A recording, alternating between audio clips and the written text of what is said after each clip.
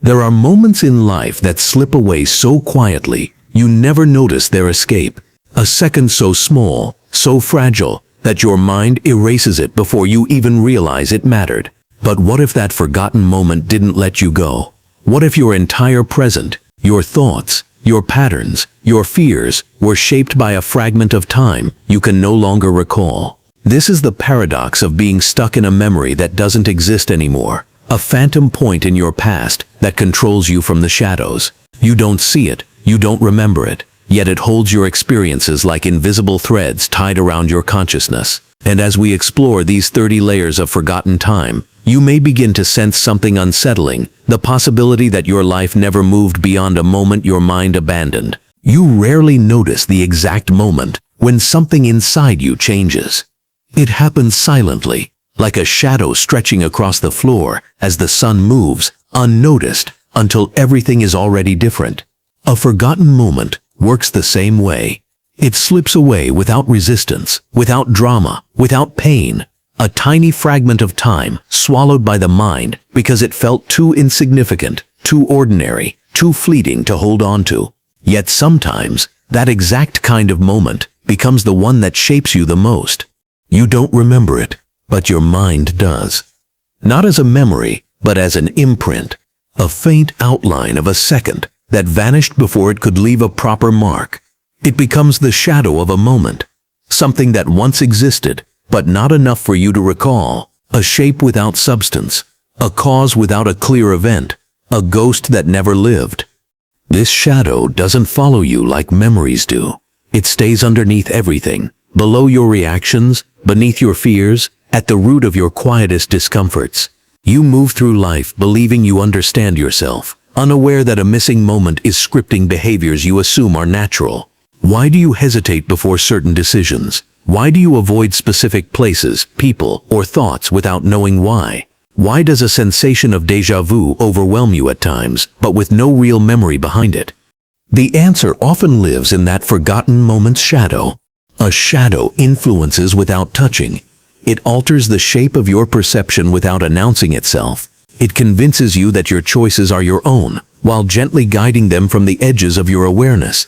You may believe you've moved on from your past, but how do you move on from something you can't remember? How do you heal from a second that never officially existed in your mind, yet continues to echo through everything you do? There's a strange discomfort in realizing you may not truly know why you are the way you are. Not because of what you remember, but because of what your mind erased. You think forgetting is relief, but sometimes forgetting is the beginning of a silent trap. Because when a moment disappears, it doesn't vanish cleanly. The brain removes the image, but leaves the impact. It erases the memory, but keeps the reaction. It deletes the story, but protects the emotion, like a scar with no injury to explain it. And when there is emotion without context, it becomes a shadow that shapes you from behind. That's why some fears come without origin. Some anxieties surface without history. Some habits form without logic. They are the emotional fingerprints of forgotten time. This shadow becomes part of your identity, not through memory, but through behavior. You adopt patterns you think are natural, but they were born in that missing second, a blink your mind decided to hide. Maybe it was a realization too sudden, a piece of truth too heavy, a moment of vulnerability too sharp, something your mind decided you didn't need to remember, even though it changed you. You grew around the emptiness it left behind. And what's more unsettling is how quietly it works. A forgotten moment doesn't scream, it whispers, it nudges, it limits. It shapes your internal map without letting you see its source. It is like walking through a maze you never agreed to enter, guided by rules you never consciously learned. You feel its presence during stillness. In those late-night moments, when your mind slows down enough for you to feel the outline of something missing, a faint tension, a question you can't form, the impression that your life is slightly misaligned, but you can't point to anything specific. You sense the shadow, but cannot name it. Sometimes, you meet a situation that awakens the imprint, and for a moment, you feel a strange jolt inside you, as if something familiar rises from nowhere. Not a memory, but a reaction. Recognition without a source. Emotion without a story. a whisper from the forgotten moment's shadow, reminding you that it still exists, even if you don't remember why. And this realization leads to a disturbing possibility. What if you are not stuck in the moment you remember, but in the moment you forgot? Because forgetting does not erase influence. It erases awareness, and what you cannot see, you cannot escape. The shadow persists because it doesn't need your memory. It lives in the silent space underneath your consciousness, shaping your narrative from the dark. You are not fighting the past. You know. You are haunted by the past you never got to remember. And so the forgotten moment's shadow becomes a quiet part of your identity, shaping your fears, your choices, your instincts, your boundaries. You walk forward, unaware that a missing second keeps you tethered to a version of yourself that never completed its transformation. It is not memory that keeps you stuck. It is the absence of it. A moment erased, but still alive in its shadow. An echo is supposed to come from somewhere. A sound travels, hits a surface, returns to you, and you know that what you're hearing is the reflection of something that existed. But the most unsettling experiences in the mind are the echoes that have no origin, reactions that arise without cause, emotions that swell without memory, instincts that feel ancient but have no recognizable source. These are the echoes of a moment your mind buried so deeply that even the memory of the memory is gone. You feel them in moments when something inside you shifts suddenly. A wave of discomfort, a sudden heaviness, a sensation that something is wrong, even though nothing around you has changed. It's like hearing footsteps in an empty hallway, or sensing someone behind you when you know you're alone. These internal echoes feel real because they are real, but what they respond to no longer exists in your awareness. An originless echo is one of the mind's greatest mysteries. It challenges the assumption that your reactions belong to your present. It hints that a forgotten moment is still alive, still vibrating inside your nervous system, still sending ripples through your thoughts. You may not remember what created the first sound, but the echo persists, repeating itself in different forms throughout your life. These echoes appear in the way you hesitate before trusting someone, even when they've done nothing wrong. They appear in the way certain words trigger unease, even when spoken gently. They appear in the way a simple disappointment hits deeper than it should, as if it's part of a story you can't recall. When an echo doesn't match the moment you're living in, it means it belongs to another moment entirely, one hidden behind the walls of your mind. You might assume the echo is irrational, that you're overreacting, that your feelings don't make sense. And technically you're right. They don't. Not because the emotion is false, but because the origin that once explained it is gone. Imagine you're walking through a canyon long after a storm has passed, yet you still hear distant thunder. That's what these internal echoes are like. The storm ended long ago. The memory evaporated, but the sound remains, bouncing back from the invisible cliffs of your consciousness. The mind is protective, but it is not perfect. When it erases a moment, it doesn't erase the impression that moment left behind. It removes the narrative, but leaves the emotional resonance. And without the story to hold it, the emotion begins wandering through your mind, like a lost sound with no point of return. That's why some people cry without reason. Why some memories feel heavier than they should. Why some fears arise out of empty air. The echo has no origin. Not because it never had one, but because that origin is no longer accessible to you. This creates a strange kind of inner confusion. You trust your emotions, but you don't trust the timing. You feel something powerful, but logic tells you nothing is happening. You experience a deep inner reaction, yet you have no explanation for its existence. And the human mind hates unexplained sensations. It prefers discomfort over ambiguity. It would rather assume something is wrong now than accept the idea that you are haunted by something formless. So you start building new explanations. You assign meaning to harmless moments. You mistrust people who have done nothing wrong. You create fears around situations that are objectively safe. Not because you're naive, but because your mind is desperately trying to match an echo to a source that no longer exists. You begin rewriting the present to house the ghosts of the past. And slowly, the echo becomes part of your identity. Not because it belongs to you, but because you have lived with it long enough to mistake it for truth.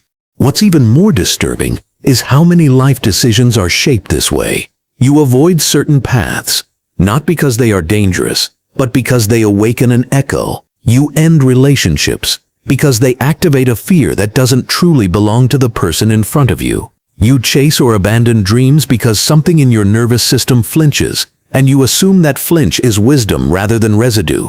An echo with no origin becomes a compass with a broken needle. It moves, but not toward anything real. It guides, but without direction. You follow it without knowing you're walking toward nothing, or worse, walking away from what could have been good for you. But here lies the most uncomfortable truth. An echo without origin cannot be argued with. You cannot reason with something that doesn't remember why it exists. You can only feel it. And sometimes, those feelings are so forceful, so instinctive, that they override everything else. They override logic. They override memory. They override your ability to see the present for what it truly is. The echo becomes louder than reality. You begin living in response to a sound that stopped being meaningful long ago. It is possible, maybe even likely, that the version of you today is shaped more by forgotten moments than remembered ones. You are influenced more by the shadows than the stories, more by what you cannot recall than what you can explain. And this realization is unsettling because it means your life may be built around echoes instead of origins. It means you are reacting to ghosts. It means you are shaped by absences. It means you are guided by something that once mattered, but no longer exists in your conscious mind. And as long as the echo remains, you remain connected to the forgotten moment that created it. You are not stuck because of what you remember.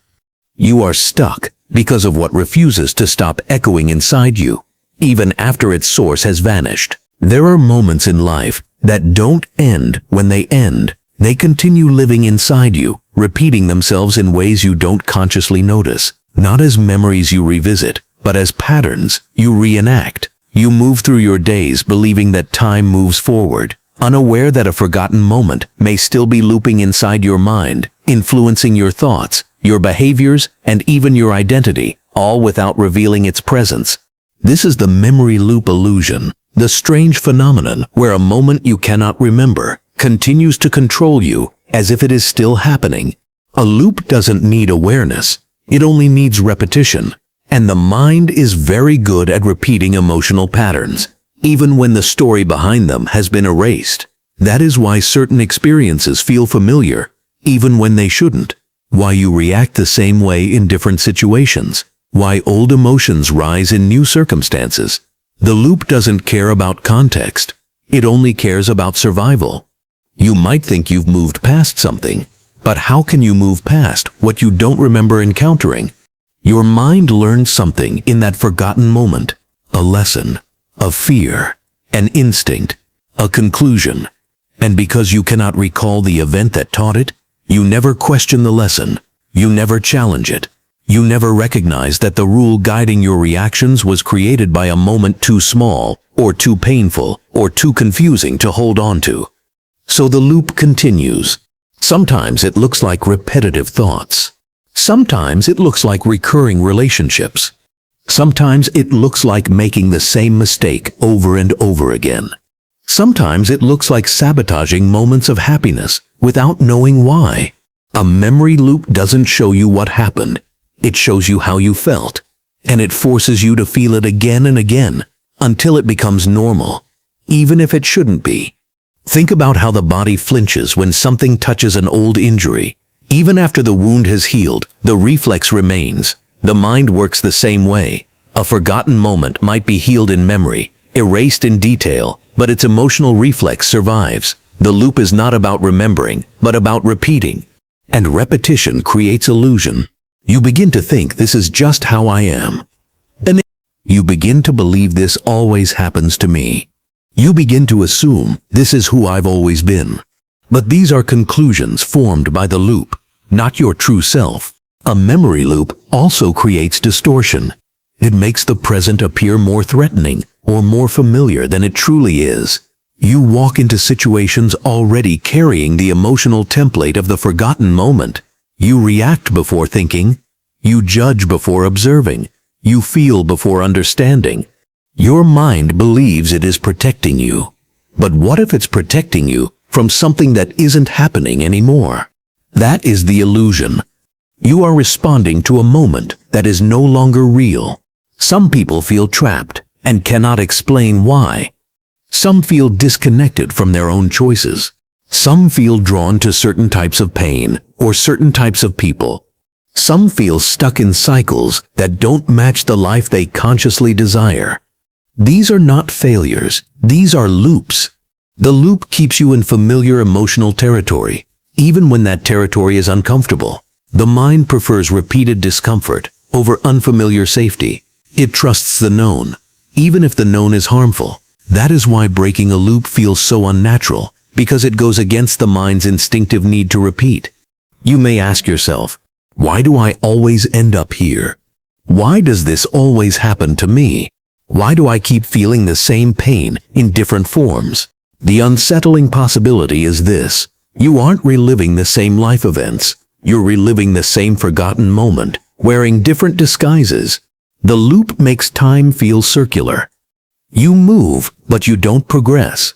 You change, but you don't transform. You survive, but you don't evolve. And the most disturbing part? You might think you're making new choices when you're actually choosing what the loop trained you to choose. It guides you quietly, gently, persistently, until your entire life becomes the continuation of something your mind erased long ago. This is why some people feel as if their lives are repeating themselves. Not literally, but emotionally. Their reactions are predictable. Their fears are consistent. Their patterns are stubborn. Their internal world plays the same melody, even when the external world changes its rhythm. The loop turns the forgotten moment into a silent puppeteer. And until you recognize the illusion, you remain suspended in its cycle, responding to echoes of a memory you can't retrieve. What makes this so unsettling is the lack of evidence. You cannot point to the moment. You cannot describe it. You cannot analyze it. All you can feel is the emotional residue, repeating itself like a broken record in the background of your life. A memory loop illusion holds you in place without you ever realizing you're not moving. And the more you repeat its patterns, the deeper the loop becomes. The more convincing it feels, the more it blends into the structure of your identity. Eventually, you no longer see the loop as a loop. You see it as yourself. But the truth is far stranger. You are not stuck in the past. You remember. You are stuck in the moment you forgot, repeating its shadow, living its echo, trapped inside its looping imprint. There are pieces of your past that never make it into memory. Not because they were unimportant, but because they were too brief, too overwhelming, or too strangely out of place for your mind to hold on to. These fragments slip out of awareness like grains of sand falling through open fingers, unnoticed, unclaimed, and unremembered. But just because they vanish from memory does not mean they vanish from influence. A fragment lost in time is not a full moment. It is not a story. It is not a clear event. It is a sliver, a flash of sensation, a half-formed emotion, a tiny collision between the external world and your inner world that your mind decided not to keep. And yet this incomplete piece becomes one of the most powerful forces shaping your inner life. Because the things we remember can be examined, but the things we don't remember cannot be defended against. A forgotten fragment works like a loose thread in the tapestry of your identity. You don't see it, but it quietly shapes the pattern of your behavior. It tugs on your emotions. It distorts your interpretations. It pulls your thoughts in directions you don't fully understand. You feel the tension, but never see the thread itself. What makes these fragments so unsettling is their incompleteness. They are not whole enough to surface as memories. They contain no images, no dialogue, no chronology, only a residue, a vague emotional signature, a reaction without context. And when the mind encounters emotion without a story to attach it to, it becomes confused, and confusion often becomes fear. You may feel sudden anxiety when nothing is wrong. You may feel a sadness that has no name. You may feel anger that appears without reason. You may feel a heaviness you can't explain. These are not random feelings. They are fragments returning, not as memories, but as sensations. The mind cannot recreate what was never fully stored. It can only echo the emotion that moment carried. Imagine a photograph torn in half, leaving only a corner of the image. You stare at it, trying to understand what it was, but the picture is too incomplete to make sense of. Yet something in that fragment feels familiar, meaningful, almost haunting. That is what a lost moment feels like inside the mind. You know something was there, but you can never grasp the full shape of it. And when you cannot understand something, you cannot resolve it. This is why some emotional patterns in life feel eternal, why certain instincts feel older than your conscious memories, why you react to particular situations with an intensity that confuses even you. You are responding not to the present, but to a fragment of the past, a slice of time that slipped through your memory but stayed lodged in your nervous system. The fragment becomes timeless because it exists outside the timeline of your conscious life. It has no beginning and no end in your memory. It simply exists, floating in the background, untouched by logic, untouched by narrative, untouched by the kind of awareness that allows healing. You cannot fix what you cannot see. You cannot release what you cannot identify. You cannot move past what never fully entered your mind. And so the fragment stays. Sometimes it reveals itself as déjà vu, a strange familiarity without origin.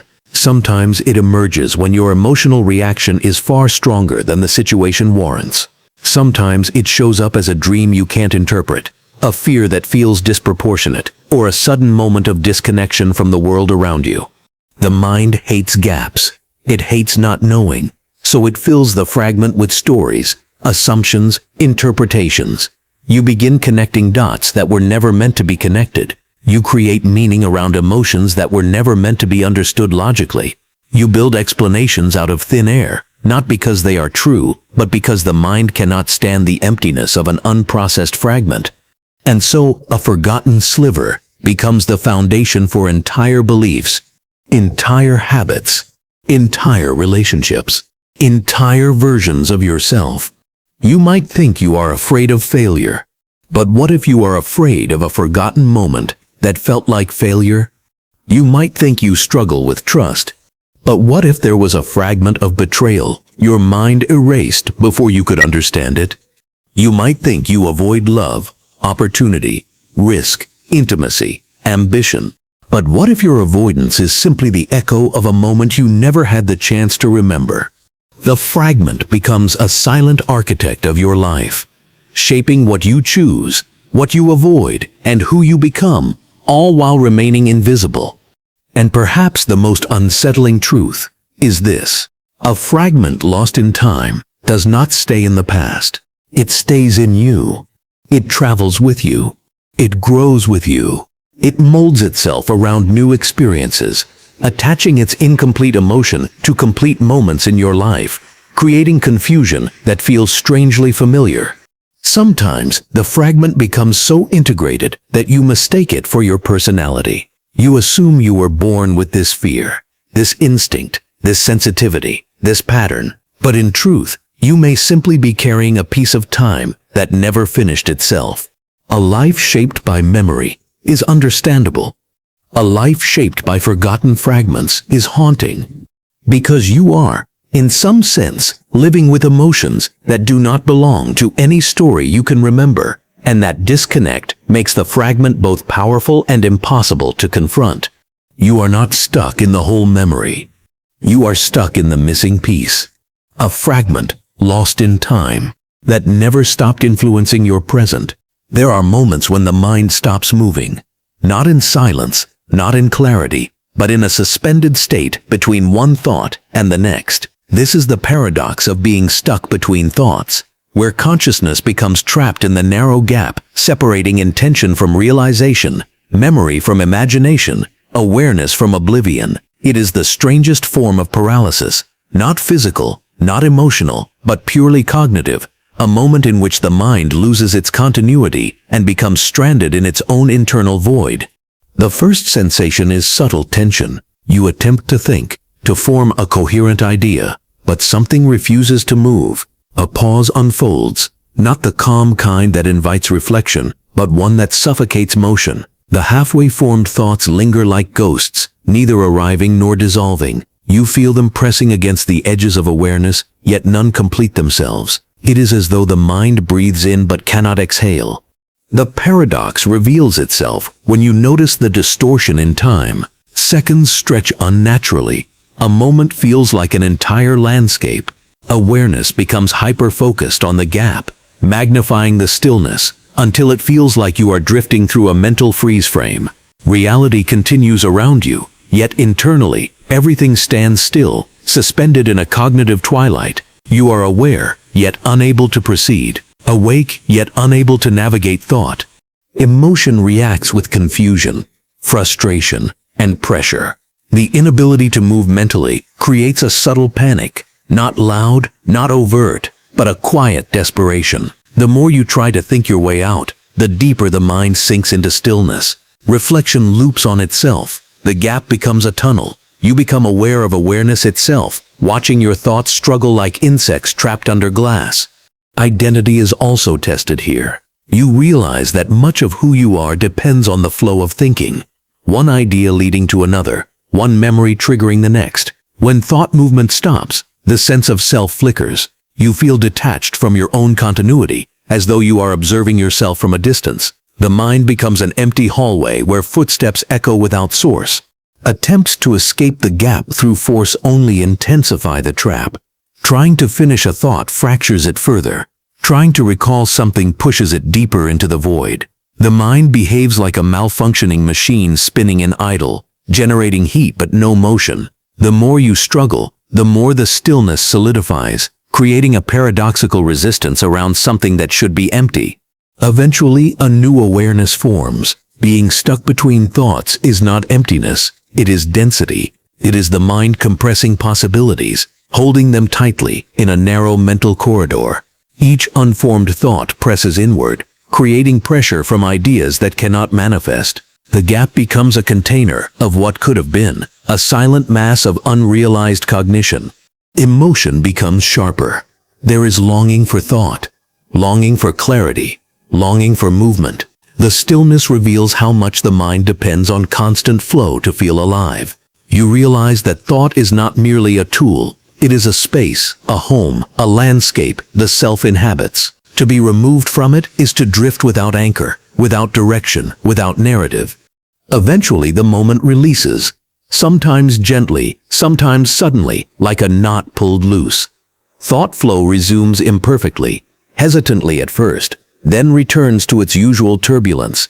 But something remains, an awareness of the gap, the silent corridor where the mind froze. And you understand now that thinking is not a continuous river. It is a sequence of leaps across voids, and sometimes you fall between them. The paradox of being stuck between thoughts is the paradox of consciousness itself. You exist in motion, yet you are built on stillness. You think to define yourself, yet your identity collapses when thought stalls. You navigate life through ideas, yet sometimes the mind abandons you in its own empty spaces.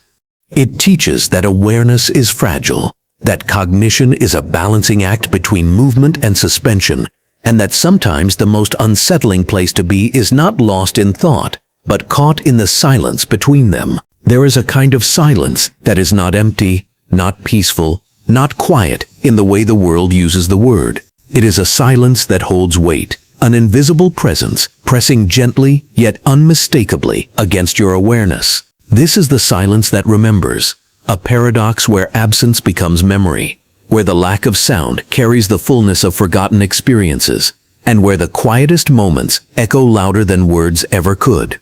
It begins subtly. A room grows still, your breath slows, and suddenly the silence around you feels conscious. It has depth. It has texture. It has something inside it. Something watching. Something waiting. Something remembering. You sense that the silence is not merely the absence of noise, but the presence of everything your mind avoided, suppressed, or overlooked. A timeless archive of unspoken feelings and unprocessed moments. Emotion reacts first. You feel a faint pressure around the heart, a strange heaviness that is neither sadness nor fear, but a blend of both. The silence becomes a mirror, reflecting thoughts you did not want to acknowledge. Memories you pushed aside begin to stir. Regrets whisper at the edge of awareness. The quiet becomes a gateway, pulling forward everything that was left unresolved, everything that never found words. The paradox grows deeper when you realize that the silence feels familiar. It knows you, not in the way memory does, but in the way shadows do. It remembers your hesitations, your pauses, your abandoned thoughts. It remembers your secrets, your internal conflicts, your silent cries.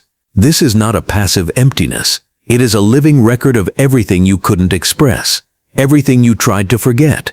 The silence remembers, even if you don't. Time behaves strangely here. Seconds stretch out, not because nothing is happening, but because too much is happening internally. You are pulled inward, into the quiet corridors of mind where forgotten fragments drift. Moments resurface without invitation. A conversation that ended abruptly, a feeling you didn't understand, a decision that shifted your life quietly. The silence replays them, not as scenes, but as sensations, not memory, but memory's residue. Identity begins to tremble under this weight. You realize how much of yourself is built on what you do not say, on what you leave unsaid, on the quiet space between actions. Silence, in this paradox, becomes a kind of unacknowledged biography. It shows you that your internal world is shaped not only by what you remember, but by what you tried to erase. The unsaid becomes a foundation, a structure holding the rest of the mind in place. The paradox becomes more unsettling as you try to escape it. Noise offers no relief. Music, conversation, movement, none of these can drown out a silence that exists inside you. It is not the absence of sound, but the presence of internal truths waiting to be acknowledged. The harder you try to distract yourself, the louder the silence grows. It presses against your awareness gently, but persistently, reminding you that unresolved thoughts never disappear, they merely wait. Emotion deepens into introspection. You begin to recognize patterns in the silence, echoes of decisions you regret, shadows of words you never said, imprints of feelings you didn't understand at the time. The silence is a witness, a quiet archive that has followed you throughout life, collecting everything that slipped through consciousness. It remembers the way your mind flinched at certain memories. It remembers the weight behind your sighs. It remembers the emotions that had no place to go. Eventually, you begin to understand the true nature of this paradox. Silence is not empty, it is full. Full of the mind's hidden architecture, full of echoes of what was never processed, full of the impressions left by every moment that mattered, but was never spoken aloud. Silence becomes a teacher, revealing how memory works, not through images but through presence, not through facts but through stillness. The silence that remembers shows that the mind is not a clean timeline, but a layered space where the past hides in quiet corners. It shows that what is forgotten still influences you, that what is unspoken still shapes you, and that consciousness carries more than it reveals. The silence remembers you, not the version you show others, but the version you show only in instinct, in hesitation, in the internal pauses that define who you are beneath the surface. And perhaps the most haunting realization is this: you cannot forget what silence remembers.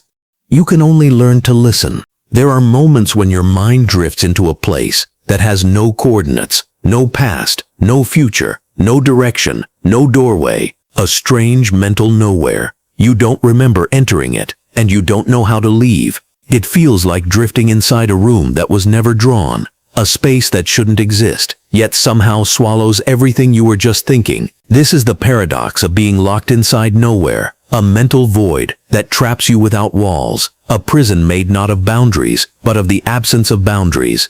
It begins with a thought, that doesn't complete itself, something you were about to say, something you were about to realize, something that was forming but never fully arrived. The mind reaches for it, but it's gone, dissolved into a blank expanse that stretches further the more you try to grasp it.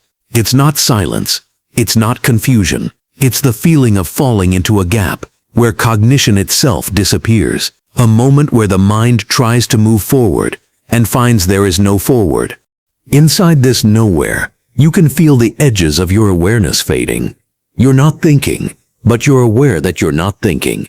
You're conscious, but you can't find anything to anchor your consciousness to. Your mind floats loosely, unhooked from its usual stream. There is no narrative, no sequence, no internal voice, just a subtle vacuum pulling your thoughts inward, compressing them into a dense, quietly suffocating pause. You try to retrace your steps. What was the thought before this? What were you doing? Talking, reading, remembering, planning. But the trail is cut. Your mind approaches the boundary of the missing fragment, and instead of recovering it, it slides into that blank region again, like stepping into a hallway that leads nowhere, no matter which direction you turn. This nowhere isn't empty. It has a texture, a weight, a strange heaviness that feels like the mind is pressing against something invisible. A resistance, as though thought itself is caught in a glitch, stuck in a place between being formed and dissolving. A limbo where your mental processes are suspended. You try to restart them. Focus, breathe, think harder, think softer, but every attempt circles back to the same hollow pause. The more you struggle, the deeper the nowhere becomes. Because nowhere is strengthened by effort. It feeds on the attempt to escape, deepening the void with every mental push. This is the paradox. The harder you try to find the missing thought, the faster it retreats into a dimension without structure. The mind hates unresolved spaces, and this one grows precisely because you can't fill it. Nothing is more unsettling than realizing that your mind has created a place where you can exist but cannot act, cannot think, cannot remember, cannot proceed. A mental freeze that isn't panic, isn't fear, isn't confusion, just an eerie stillness. You start to notice how time feels different here, slower, thicker, as though your awareness has been placed between two frames of reality, suspended in an unrendered gap. And then comes the strangest part. At some moment, never predictable, never clear, you suddenly snap out of it. You take a breath without knowing you are holding one. Your inner voice returns, as if walking back into a room you didn't realize you'd left. Thinking resumes. The world reconnects. You're back, but the nowhere leaves a trace. A sensation that something slipped through your mental fingers. Something important. Something that was supposed to exist, but now doesn't. You feel the aftertaste of an unfinished thought. A fragment of existence that was temporarily erased. You move on. But a quiet part of you wonders, where did I just go? How did my mind create a place made entirely of absence? And if the mind can generate a nowhere so convincingly, what other impossible spaces does it hide? The paradox of being locked inside nowhere is not about memory loss. It's about falling into the silent gap between thoughts, a hidden chamber where consciousness pauses, not because you are confused, but because the mind itself briefly forgets how to continue. A place that has no name, no shape, no exit. Only you, floating in a silence you cannot describe, trapped inside a space that shouldn't exist, yet somehow does. There are moments in your life, tiny, fragile, almost weightless, that disappear before you even notice they were there. A second that existed, then didn't. A slice of time that should have left a trace but somehow left nothing. You don't remember it because you never got the chance to. It evaporated before the mind could record it. This is the vanished second trap, the paradox of losing a moment that passed through reality without ever becoming part of your experience. It usually begins subtly. You blink, you turn your head, you take a breath, and somewhere in that micro-transition, a sliver of time escapes. You resume your awareness, a fraction too late, and something feels off. Not wrong, just missing, as if you were supposed to witness something, think something, or realize something that never arrived. You know the moment occurred because your body moved, your breath changed, your surroundings shifted, but the conscious part of you wasn't there. These vanished seconds are not empty. They are full, so full that your mind rejects them. Time moves with such density in those tiny cracks that consciousness cannot keep up. A sudden overload, a collapse, a brief blackout in the internal recording mechanism. You don't lose the second because it is insignificant. You lose it because it is too much. What makes this trap disturbing is the aftermath. The faint sense that something happened during that missing sliver of time. Something you did not observe, did not approve, did not participate in. Something that moved without you. You stand at the edge of the moment, like someone who arrives at a crime scene after the event, aware that something occurred, but with no evidence of what. The mind tries to reconstruct what could have filled that second. You replay the surrounding moments, searching for inconsistencies. You check your posture, your position, your breathing. The body knows time passed, only awareness does not. But consciousness hates these blank pockets. It tries to patch them with assumptions, guesses, illusions. It fabricates meaning to fill the hole. Yet the hole persists. The truth is unsettling. You experience time without experiencing yourself. This trap deepens when it repeats. You notice it more often. Seconds slipping, dissolving, vanishing, as though reality itself cuts frames from your life. You feel like you're living inside a glitch, like your mind is buffering, like something is interfering with the continuity of your personal timeline. Sometimes the vanished second appears during conversations. You hear a word, then suddenly the person is saying something else, and you don't recall the transition. You nod, pretending you followed the flow. But inside, you feel the missing piece, small but unnerving. Sometimes it happens while you're alone. You reach for your phone, and for a brief flicker, you forget why. You remember the moment before the reach, and the moment after, but not the decision itself. A vanished second swallowed the intention. Sometimes it hits you while walking. One step, two step, then a cut. You find yourself 3 steps ahead, with no memory of the movement, as if your body walked without you, as if time borrowed you for a moment, and returned you slightly out of place. And the worst part? You never notice the vanished second while it's happening, only after it has taken something from you. The mind tries to rationalize. Maybe you were distracted, tired, unfocused, but deep down you sense something stranger. These vanished seconds form their own shadow timeline, an invisible sequence where parts of your existence unfold without your participation. You live them physically, but not consciously. It makes you wonder, how many moments have you lost without knowing? How much of your life unfolded in the gaps? What occurred in those silent seconds where you did not exist? Because that is the real paradox. During those vanished seconds, you are alive, aware, functioning, moving, yet you, the conscious self, is gone. A ghost version of you briefly takes over, performing actions, making micro-choices, existing in a hollow state between awareness and automation. When you return, you inherit the consequences, but not the experience. It's like waking up inside your own life. A second is such a small unit, but losing one feels like losing a thread from the fabric of your identity. And if seconds can vanish without reason, what stops minutes, hours, days? The vanished second trap reminds you of a terrifying truth. Your continuity is fragile. Your awareness is incomplete. Your timeline is full of hidden fractures. And every time a second disappears, it leaves behind a quiet question that echoes through your mind long after the moment has passed. If time can exist without you for a second, how much of you depends on the moments you never experienced?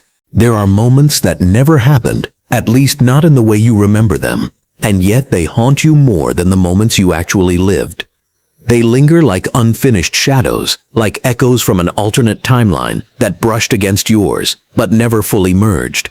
This is the ghost of unlived time, the strange silent presence of a life you never lived but somehow still feel. You encounter it in moments of pause. When you stop thinking, stop moving, stop pretending you're fully here.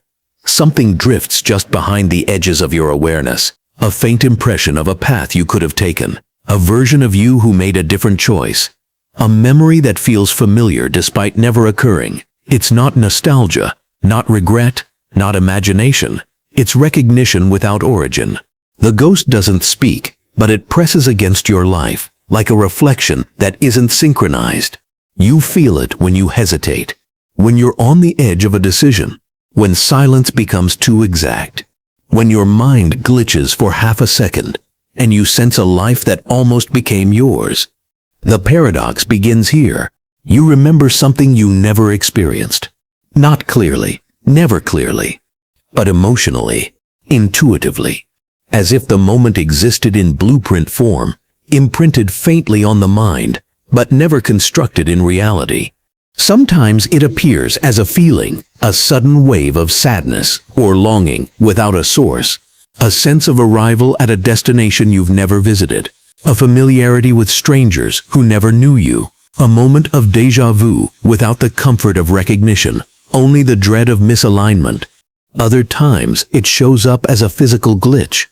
You stop walking because your body thinks you're somewhere else. You pause mid-sentence because the words you were about to say belong to a different story. You feel tired from events you never lived. You grieve losses you never had. Unlived time leaves residue, a shadow of effort, a silhouette of emotion, a faint footprint on the mind's inner landscape. It is as if your consciousness brushes against alternate versions of itself, paths that branched off but left their fingerprints behind. These ghost timelines form a silent constellation around your life, and once in a while, one of them leaks through. The ghost becomes stronger during transitions, when you shift from one task to another, when you wake from sleep, when you're alone but not absorbed in thought. These liminal spaces are thin places where the boundaries of memory loosen, and the unlived becomes almost tangible.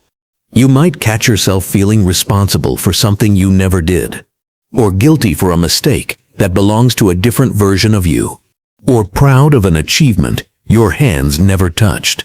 Emotion is the bridge. The ghost travels through feeling, not memory. This creates a haunting conflict. Your heart remembers what your timeline never contained. It makes the present feel unstable, as though you're walking inside a life that is only one possibility among many, and the others are not truly gone. They're watching, pressing, whispering, shaping the edges of your choices. Sometimes the ghost feels closer than your own life. You might sit in your room and feel an overwhelming sense that you should be somewhere else, doing something else, being someone else, not because your current life is wrong, but because another timeline imprinted itself on you so deeply that its absence feels like disorientation. It's like remembering a dream you never dreamed. Like recognizing a story you were meant to live but didn't. Like waking inside the wrong version of your own existence. But the ghost of unlived time is not here to torment you. It is here to remind you of a truth the mind rarely confronts. You are shaped not only by the life you've lived, but also by the life you almost lived. Every choice generates an echo. Every path leaves an imprint. Every unrealized moment leaves a shadow behind. These ghosts are not lost futures. They are fragments of identity, versions of self that were possible, close, near enough to brush against the present and leave a trace. They remind you that identity is not a straight line, but a branching labyrinth, and every unlived moment is still part of your psychological landscape. But the ghost is also a warning. Because the more you feel it, the more you sense that something is missing here, missing now. The present feels slightly misaligned, slightly incomplete, as if you stepped into your life half a second too late, and the moment that would have anchored you slid into another timeline. The ghost becomes a quiet companion, not haunting you with fear, but with emptiness. Not frightening you, but unsettling you with the weight of potential. You begin to wonder, Which version of you is truly living? Which timeline is real? And if the unlived can haunt you, does that mean the lived can vanish? In the end, the ghost of unlived time leaves you with one final chilling thought. You're not just haunted by your past. You're haunted by the life that watched you walk away.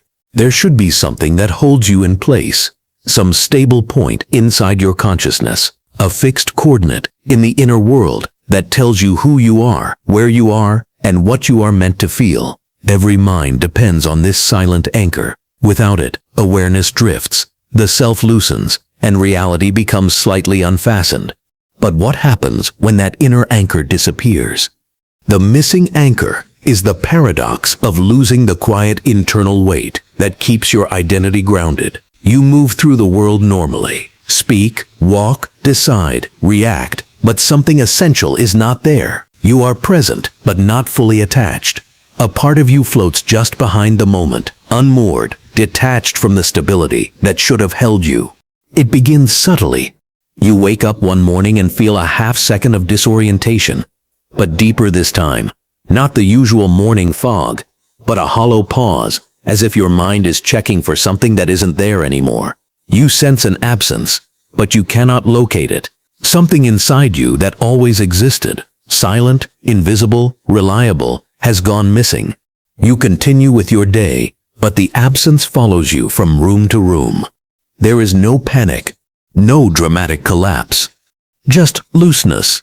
The world feels slightly too light, slightly too far away, as if a thin layer of distance has grown between you and everything else. When people speak to you, their words feel like they are reaching you from the other side of a glass surface. When you look at objects, they seem real but not rooted in your mind. Even your own thoughts feel faintly disconnected, as if they aren't anchored to the deeper self but floating freely in some quiet internal void.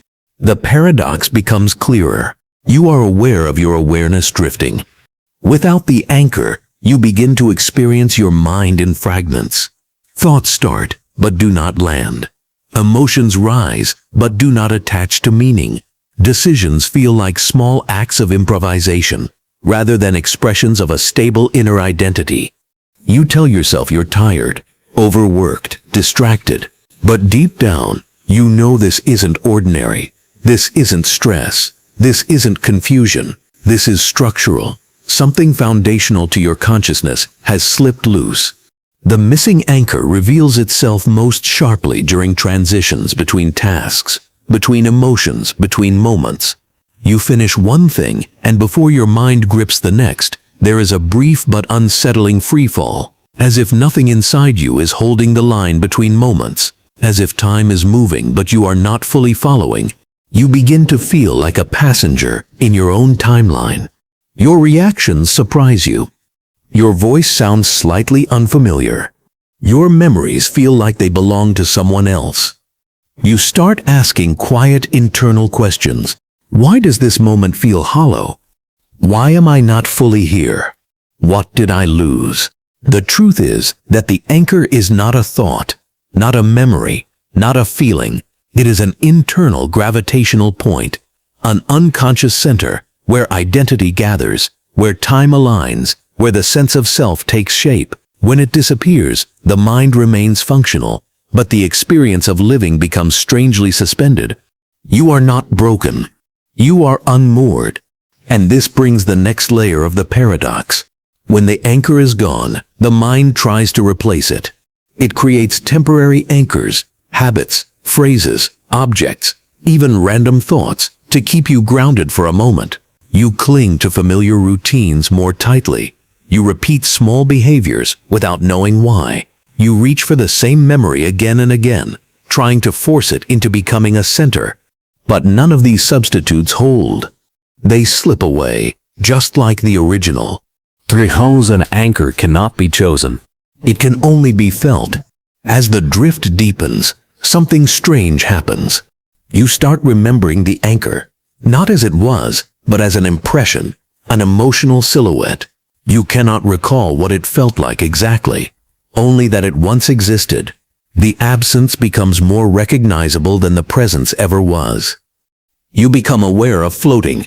You become aware of searching. You become aware of the gap inside yourself. This is the essence of the missing anchor. Your mind continues to function, but without a center.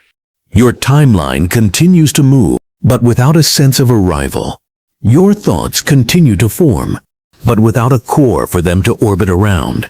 You begin to understand that the anchor wasn't just part of your identity. It was the place where identity consolidated. Without it, you exist like a constellation without gravity, pieces connected by invisible lines, but not held together by a deeper coherence. The most haunting realization comes later. You don't know when the anchor disappeared. Was it a single moment? A slow erosion? A forgotten second? A memory that slipped away? Or worse, did you ever have an anchor at all? Maybe you only believed you did. Maybe the stability you remember is itself a reconstructed illusion. Maybe the self was always drifting, and you are only now noticing the truth. The missing anchor doesn't break you. It reveals you. It shows how fragile identity is, how much of your inner world depends on something you cannot define or protect. And as you continue drifting through each moment, one thought repeats quietly, returning again and again, becoming the closest thing you have left to a center. If the anchor is missing, am I still the same person who lost it? There are moments in your life that unfold without anyone seeing them, not even you. Time continues, the world moves, your body acts, but awareness does not arrive to observe any of it. These moments exist, undeniably, yet they feel like they were never lived. This is time without witness, the paradox of experiencing a moment that leaves no trace of being experienced. It begins quietly, almost too quietly to notice.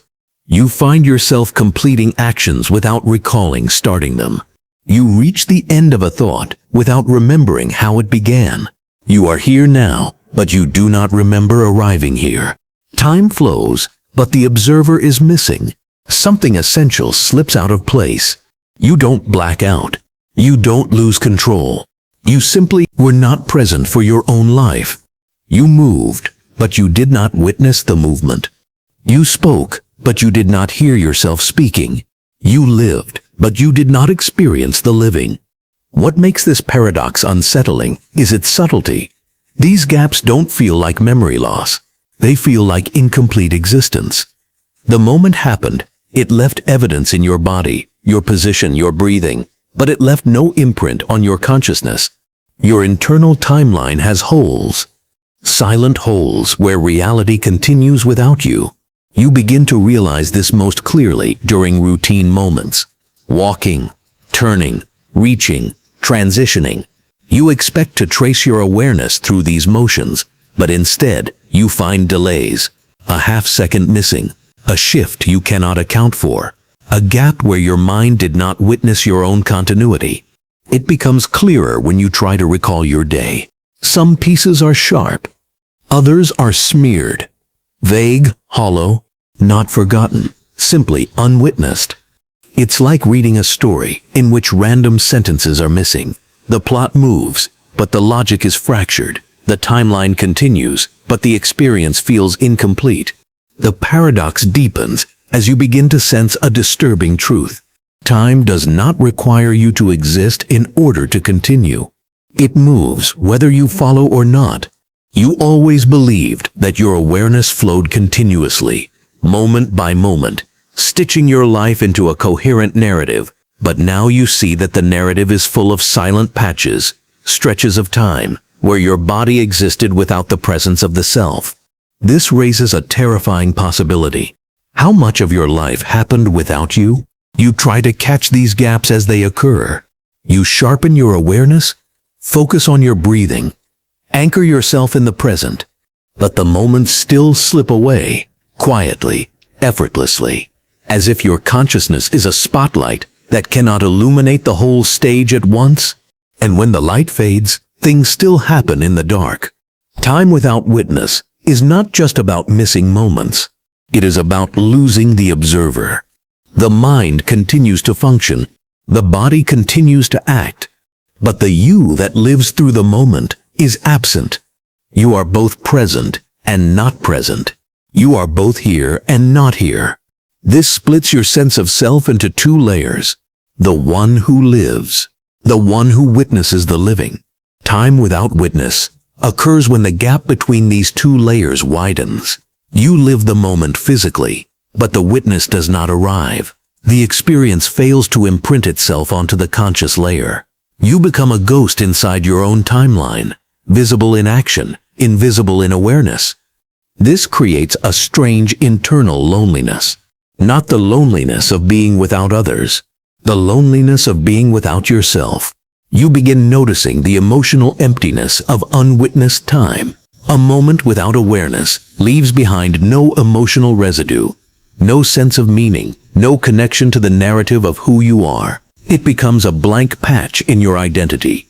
Memory fills your life with continuity, but unwitnessed time removes the thread that binds those memories. You start to wonder, how much of your identity is built on the moments you did not witness? How many silent gaps have shaped you without your knowing? The most unsettling part arrives unexpectedly when you realize that unwitnessed time can also contain decisions, tiny ones at first, whether to turn left or right, whether to speak or remain silent, whether to pick something up or leave it. These decisions happen, but you do not remember making them. The body chooses. The mind executes. The awareness arrives only afterward, inheriting the result, but not the process. It makes you question your own agency, your own authorship, your own continuity. If actions can occur without the witness, then how much of you is simply an observer of your life rather than its creator? And what if the witness returns too late? What if it arrives after the moment has already shaped your path?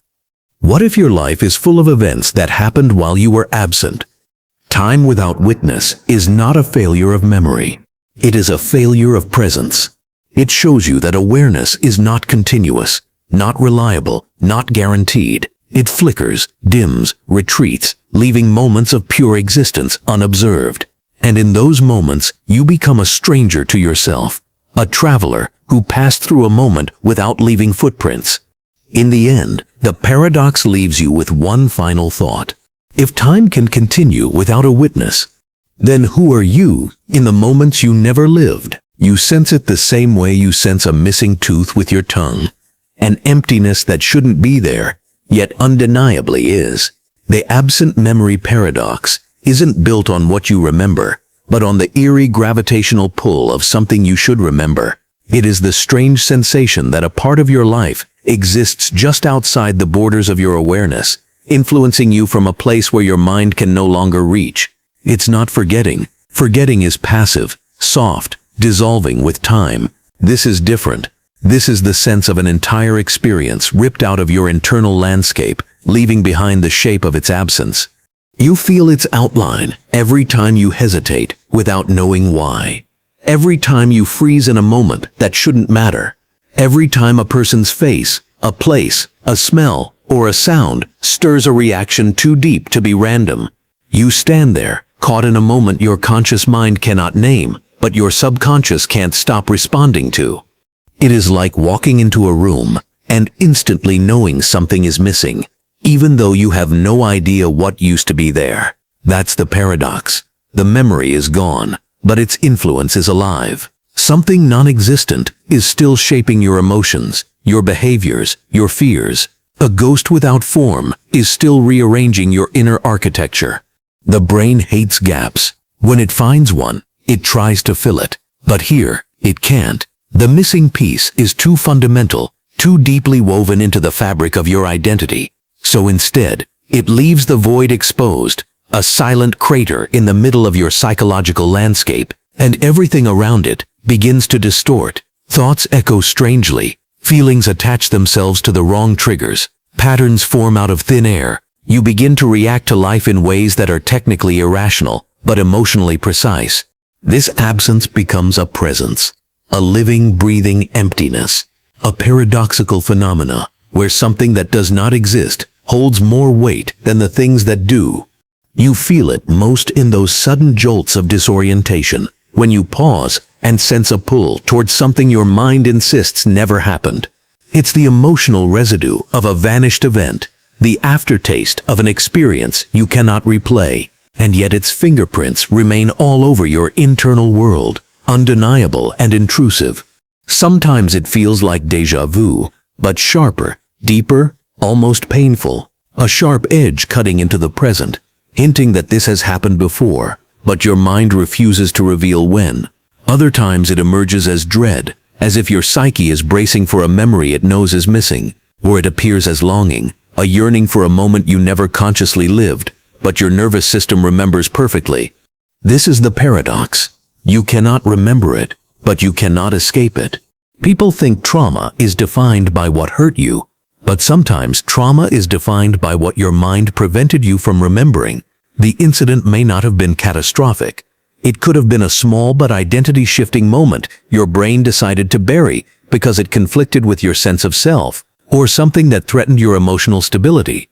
Or perhaps it was simply too strange, too surreal, too incompatible with the narrative your awareness depends on. So the mind erased it to protect you, but the body didn't. The emotions didn't. The patterns didn't. The memory vanished, but its consequences did not. This creates a loop you can never consciously break, because you are fighting something you cannot see. You try to reason your way out of feelings that seem baseless. You try to change behaviors that feel automatic. You try to stop fears that appear irrational, but the cause is hidden, sealed behind the locked door of the absent memory paradox. You're trying to pick a lock you can't even locate. The most unsettling part is this. An absent memory behaves like a glitch in your timeline. It disturbs your sense of continuity. Your life feels like a movie with a missing frame, tiny, almost invisible, but enough to disrupt the entire flow. And you notice it every time you feel out of sync with yourself, every time you sense an emotional lag, every time something should make sense but doesn't. The paradox doesn't ask you to remember what was lost. It only forces you to live with the consequences. And in that way, it becomes one of the most haunting forms of psychological captivity. You are shaped by something you cannot verify, controlled by something you cannot locate, and haunted by something you cannot name. Yet somewhere deep inside, beneath the layers of thought and forgetting, lies a truth your mind tried to bury. It pulses faintly, like a heartbeat behind a wall, waiting for a moment, maybe a sound, a person, a scent, to bring it back into the light. And until that moment arrives, you remain suspended between knowing and not knowing, between remembering and erasing, between the truth and the void left behind by its disappearance. You continue forward in life, not fully understanding why certain paths feel blocked, why certain emotions feel inherited from a moment you cannot recall, why your mind occasionally feels like a room with furniture missing. You navigate around a hole no one else can see. That is the absent memory paradox. A hole so dark, so silent, so powerful, that even though it is empty, it still controls you. There are moments in the mind that appear like sudden flashes, brief, blinding, gone before you can grasp their shape. But the empty flash is different. It isn't a memory. It isn't even a fragment of one. It is the illusion of a moment your mind insists once existed. Despite having no substance, no detail, no image, no origin, it hits you like a spark without light, a flicker without a source, a jolt of awareness pointing toward nothing, and yet it feels real enough to stop your breath for a second. You experience it randomly, a sudden internal blink, a wordless pause, a sense of something at the edge of recall that never truly happened. It's like lightning inside your consciousness, bright enough to demand your attention, hollow enough to leave you wondering what exactly just passed through you. The moment arrives as if it's returning, but it isn't returning from anywhere. It is born and dead in the same microsecond.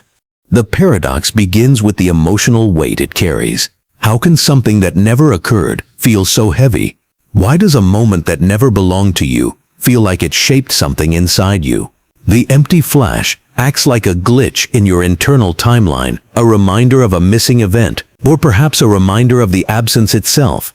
It has no content, yet it feels like a warning. It has no memory attached, yet it triggers your instincts. It has no narrative, yet it stirs your emotions as if it belonged to a forgotten story. The strangest part is the familiarity. You feel you've seen it before. But how do you recognize something that has no form? How does your mind attach meaning to a void? Sometimes it feels like a snapshot that failed to develop. A picture that your inner camera tried to take but refused to reveal. You feel a burst inside, like the shutter clicked. Yet the image is pitch black. Something tried to come forward, but it didn't survive the journey from the subconscious to consciousness. All that remains is the aftershock. There are moments when this empty flash feels like the ghost of a realization you were meant to have, as if the mind reached a truth, glimpsed it, and instantly sealed it away before you could catch it. It's the sensation of almost understanding something vast, almost remembering something important, almost waking up from a deeper illusion before the door slammed shut. You're left standing in the dark with only the echo of what could have been known. Another layer of this paradox lies in how the empty flash bends your perception of time. It makes you question whether the mind processes events faster than you can consciously register. Maybe you saw something, understood something, sensed something too quickly for your conscious awareness to hold. And the flash is the residue of that encounter, stripped of its content, leaving you with only the feeling of it. But there is a darker possibility. What if the empty flash is not the trace of something that happened too fast, but the trace of something your mind refused to let you see? A moment censored by your own awareness, a truth swallowed before it reached the surface. A sensory glitch your brain blocked because it threatened your stability. The flash becomes the scar, the blank imprint, the silent proof that something tried to enter your consciousness and was denied. This raises a chilling question. How many times has your mind protected you by erasing the moment before it fully formed? Every flash you feel might be the ghost of a moment that was too overwhelming, too contradictory, or too revealing for your conscious world. And so it became emptiness, not forgotten, erased, not lost, blocked, not incomplete, deliberately silenced. You begin to notice patterns around these flashes. They often occur in moments of emotional tension, or when you are on the edge of a realization, or when a memory tries to resurface but your mind rejects it like a foreign body. Other times, they come during moments of stillness, when your mind wanders into territories it usually avoids. In those seconds, the boundary between awareness and the depths beneath it becomes thin, and something pushes against it, but you only feel the impact, not the truth behind it. The empty flash becomes a reminder of all the things your mind keeps hidden. Not because they are dangerous, but because they are too powerful. Because they would change you if you saw them clearly. Because they would shift the narrative your identity depends on. It is a silent message with no words. A warning without context. A signal transmitted from the unseen layers of your own consciousness. What makes the paradox so haunting is that the empty flash feels meaningful despite its emptiness. You sense importance in a moment that has no content. You feel the weight of something that never existed. You chase a truth that has no shape. It leaves you searching through a blank space, looking for answers in a moment that refuses to reveal itself. Yet you remain convinced that something was there, even if you cannot articulate what. And this conviction that something happened in the empty moment is what traps you. You begin to fear the flashes, anticipate them, read into them. They become landmarks in a landscape without form. You start believing that each flash is a crack in your timeline, a glitch in the continuity of your identity, a moment where something real almost reached you. A silent, empty scream from within your own mind. The paradox of the empty flash is that it gives you nothing, yet takes something from you every time. It leaves you unsettled, questioning, searching for meaning in corners where no meaning exists. And still, every time it happens, you feel that unmistakable pull, the sense that something important slipped through your fingers before you even had the chance to grasp it. The flash is empty, but the space it leaves behind is not. There are echoes that belong not to events you lived, but to moments you never fully grasped. They arrive quietly, slipping into your awareness like whispers from a past that isn't yours, or from a present you barely noticed. These are the lost moment echoes, imprints of experience that never fully formed, yet continue to reverberate inside you, shaping reactions, emotions, and decisions in ways you cannot trace. The first sign is subtle, a fleeting sensation, a shiver down your spine, a sudden emotional tug in response to nothing tangible. You pause, searching for a reason, trying to pin it to a memory, a conversation, a sight, a sound, but the anchor is missing. The echo has no origin, no source, and yet it exists. It is as if the universe left behind the residue of a moment you failed to witness, or perhaps one that slipped through your mind's grasp before you could make sense of it. You begin to notice their patterns. Small, almost imperceptible alignments with your inner life. A sound triggers a wave of unexplained longing. A face evokes inexplicable fear. A fleeting scene in the street brings a sense of déjà vu that has no reference. The mind searches desperately for connection, for a reason, for the logic that will explain why a response feels necessary. But there is no reason, there is only the echo. And that is the paradox. The mind reacts as if the moment existed, even when it didn't. The echo has power, not because it is real, but because the mind treats it as real. It bends your perception, warps your emotions, subtly nudges your actions. Decisions become shaded by something that has no tangible past, no observable presence. You feel guided by invisible currents, unaware that they are born not of logic or memory, but of absence. The more you chase them, the stronger they grow. Attempts to reconstruct the lost moment only multiply its force. Every hypothesis, every imagined scenario, every attempt to fill the void in consciousness gives it life. The echo learns to imitate significance, and your mind, desperate for meaning, accepts it willingly. It is a parasite of perception, feeding on your need to understand. Soon, you notice the echoes bleeding into each other. One evokes another. One imagined reconstruction triggers yet another. A single fragment of uncertainty becomes a network of invisible, interlocking moments. Your internal timeline twists and stretches, like a hall of mirrors reflecting fragments of experiences that never occurred.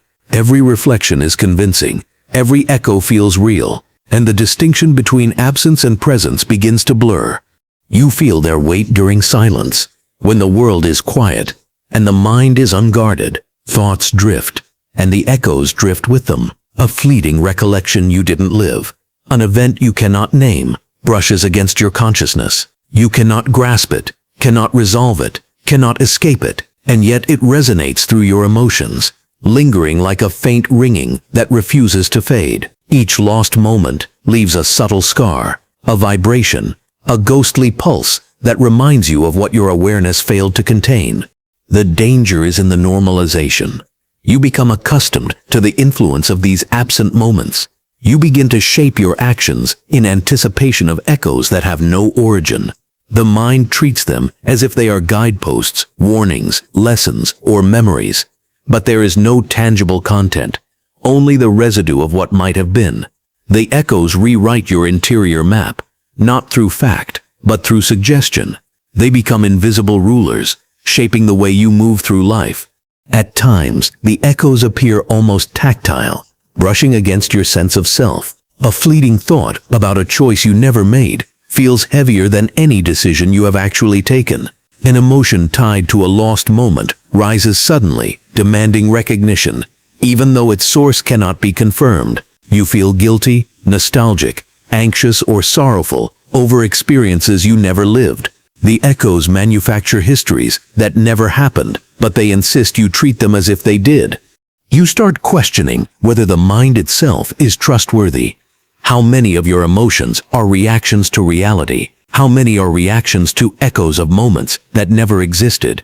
If the self is a product of accumulated experience, what happens when significant pieces of that experience are entirely imagined? What does it mean to live when the moments shaping you may have been nothing more than empty vibrations in consciousness? The paradox reaches its peak when you notice that even your attempts to dismiss the echoes make them stronger. Denial becomes fuel. The harder you try to convince yourself that nothing is influencing you, the more their presence asserts itself. Because awareness feeds influence, and your vigilance against them is itself a vector for their power. The lost moments become an invisible loop, a cycle of recognition and resistance that traps you in the gravity of what never existed. And yet, despite the unease, there is a strange allure. The echoes are fragile threads, connecting you to dimensions of experience your conscious mind has not touched. They hint at a depth of awareness that lies beneath the surface of memory, beneath the order of your perceived life. They remind you that not all influence is anchored in fact, not all experience requires presence, and not all moments are bound by reality. In that sense, they are both terrifying and illuminating, revealing the hidden architecture of perception itself. The lost moment echoes leave you suspended between certainty and doubt, presence and absence, reality and suggestion. They teach you a disquieting truth, that your mind is both more and less than you imagined. More because it can feel, react and create meaning, even where nothing exists. Less because it cannot distinguish fully between absence and presence, between lived experience and imagined residue. The echoes are proof of the mind's power and its vulnerability, the way consciousness can be shaped by nothing, yet take it as everything. And in the quiet of your inner world, the echoes persist. They do not announce themselves loudly, nor do they vanish entirely. They hum at the edges of thought, reminding you that even what is lost continues to shape who you are. There are thoughts that arise with no beginning, no gestation, no origin. They appear fully formed, as if they had always existed somewhere beyond your mind, waiting for you to notice them. These are the thoughts without birth, ideas, impressions, and notions that do not seem to originate from your consciousness, yet demand your attention, shaping perception and stirring emotion as if they had been there all along. You do not remember forming them. You do not recall how they arrived. And yet, their presence feels undeniable, their influence unavoidable.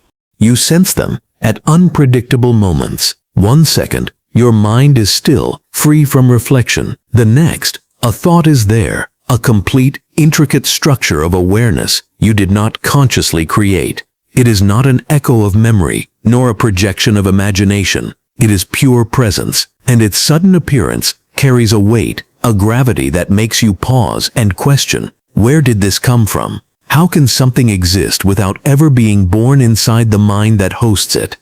The paradox is immediate. The thought is undeniably yours, yet it is undeniably not. Your mind reacts to it as if it is part of your internal narrative, yet it cannot account for its origin. The boundaries of self begin to blur. You wonder if your identity is truly yours, when ideas can arrive fully formed without consent, without genesis, without origin. A mind that hosts thoughts it did not produce is no longer a singular entity. It is a conduit, a receiver, a vessel of something else entirely. The phenomenon is unsettling because of its intimacy. These thoughts do not shout. They do not demand your attention aggressively. They slip in silently, insinuating themselves into your consciousness, shaping judgments, coloring emotions, and influencing decisions before you are fully aware of them. And because the mind assumes ownership, it mistakes them for creations of its own making, layering self-identification onto what may have been externally seeded, or worse, entirely autonomous. You notice patterns forming around these intrusions. The thoughts tend to appear at thresholds of awareness, in moments of transition, when falling asleep, waking, staring into empty space, or caught in a lapse of concentration. They often carry significance disproportionate to their apparent simplicity, hinting at solutions, warnings, or revelations. Yet you cannot track their path backward. There is no gestational phase, no embryonic idea you nurtured. They simply exist, complete and insistent, at the edge of your own authorship. A thought without birth carries authority. Its suddenness makes it feel urgent. Its clarity makes it feel necessary. You begin to rely on these intrusions, consciously or unconsciously, as guides. Decisions are subtly aligned. Judgments are quietly swayed. Emotions are bent toward paths charted by the untraceable. And yet, the mind knows nothing of its own involvement in their creation. You are shaped by something that you cannot claim, cannot reject, and cannot fully understand. The paradox deepens when you attempt reflection. You try to deconstruct these thoughts, analyze them, determine their origin, trace them to memories, prior reasoning, or sensory input. But the harder you examine, the more elusive they become. They are ghosts of cognition, full of detail, precise in timing, yet intangible under scrutiny. Awareness magnifies their strangeness. They resist the usual mental tools of attribution and ownership, existing instead in a liminal space between self and other, inside and outside, conscious and unconscious. At times, these unformed thoughts provoke unease. You feel that your mind is less in control than you believed, that it is porous, penetrable, and subject to forces it cannot name. You wonder whether these intrusions are uniquely human, or whether all consciousness is, in some sense, a receiver, a passive host for ideas emerging from deeper layers of reality, from collective unconscious currents, or from dimensions of awareness yet unknown. The thought's lack of birth becomes a mirror, reflecting the fragile construction of identity itself. Yet there is an odd allure. Thoughts without birth can illuminate. They can reveal connections you never considered, hint at insights your conscious mind would not produce, and present perspectives unclouded by the bias of personal history. They are strange gifts, foreign yet intimate. The mind oscillates between fear and fascination, between suspicion and gratitude. Every intrusion is both a challenge and a lesson. Accept it and your perception deepens, resist it and your awareness narrows, trapped within the limited terrain of self-originated thought. The most disorienting aspect is the subtle dependency that develops. You begin to notice patterns of expectation, anticipating these intrusions, even unconsciously, relying on their guidance or insight. The uninvited thought becomes a collaborator, a silent partner in cognition, and with that partnership comes vulnerability. The influence of the uncreated thought can subtly override intentions, shape emotions, and steer attention in ways that are invisible yet profound. In the quiet hours, when reflection deepens and the mind is uncluttered, you sense the paradox most sharply. The self, thought to be a sovereign author, is merely a participant in a larger dialogue it did not initiate. Ownership of consciousness feels tenuous. The border between mind and external influence blurs. What you consider your reasoning may in fact be orchestrated by origins you cannot detect, by processes you did not initiate, by thoughts that arrived fully formed, demanding recognition without acknowledgement. The thought without birth leaves you with a lingering tension. You wonder how much of your identity is genuinely yours. You question which decisions, judgments, and emotions belong to the conscious self, and which are echoes of origins you cannot trace. And yet amid the unease, there is understanding. The paradox teaches that consciousness is not creation alone, but reception, not ownership alone, but navigation. Life unfolds not merely through self-made thoughts, but through engagement with the unbidden, the unsolicited, the fully formed yet originless ideas that haunt, guide, and illuminate the spaces between conscious intention and awareness. In the end, the thought without birth does not demand resolution. It exists as a silent testament to the fluidity of self, the porousness of mind, and the unsettling beauty of consciousness that is never entirely authored, never entirely owned, and never fully understood. There are moments when your mind halts abruptly, not from exhaustion, distraction, or conscious choice, but as if some invisible force has gripped your awareness and pressed it into a frozen state. Thoughts stop mid-motion, feelings stall, and even perception itself seems suspended. This is the mind's phantom freeze, a sudden, inexplicable paralysis of consciousness that leaves you trapped in a moment of your own mental construction, unable to progress, retreat, or alter the current state of awareness. It begins imperceptibly, a microsecond delay in thought, a hesitation that feels larger than it should. You notice a gap where mental movement was expected, as if the machinery of cognition has slipped out of alignment. For a second, everything is normal. Then the freeze arrives, a hollow stillness that cannot be explained. You try to push through, to force continuity, but the mind refuses to comply. It has become a phantom, alive in presence but absent in function. The experience is uncanny because it occurs internally. The external world continues. Sounds persist, sights appear, and other people move through time, as if nothing has changed. But within you, time is suspended, Awareness is both hyper-alert and immobilized.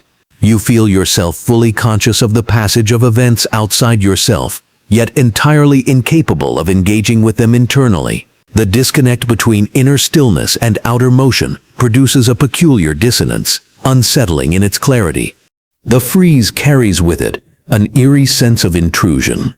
It is as though a part of your consciousness has been temporarily removed, leaving behind only the shell of self-awareness. The thoughts that normally accompany perception, the running commentary, the analysis, the interpretation, are absent. Instead, there is nothingness, a void that feels both heavy and weightless. The mind becomes a silent observer of its own inaction. What makes the phantom freeze particularly haunting is the illusion of intent.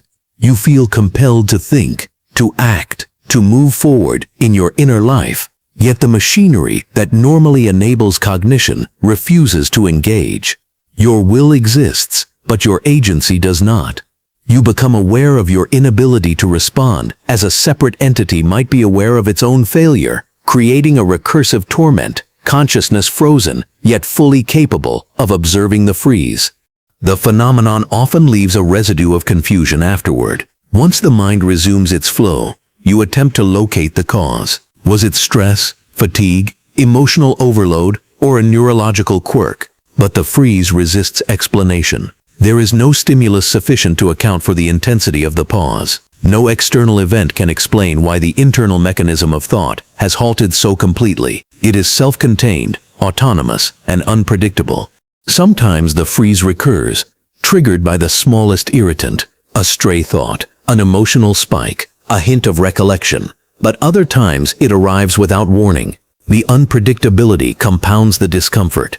You begin to live with a subtle fear that your mind might stop again at any time, that consciousness could be interrupted midstream, leaving you stranded in a phantom corridor of your own creation. The anticipation of the freeze becomes a shadow over mental freedom, a quiet anxiety that infiltrates even ordinary reflection. There is also the paradoxical intimacy of the experience. The freeze occurs entirely within, yet it feels imposed from outside. You are simultaneously the victim and the observer, trapped and aware, immobilized and hyper-conscious. The mind, a trusted vessel, becomes an unreliable host. You confront the eerie possibility that the machinery of your own awareness can turn against you, not maliciously, but simply as a byproduct of its own enigmatic function.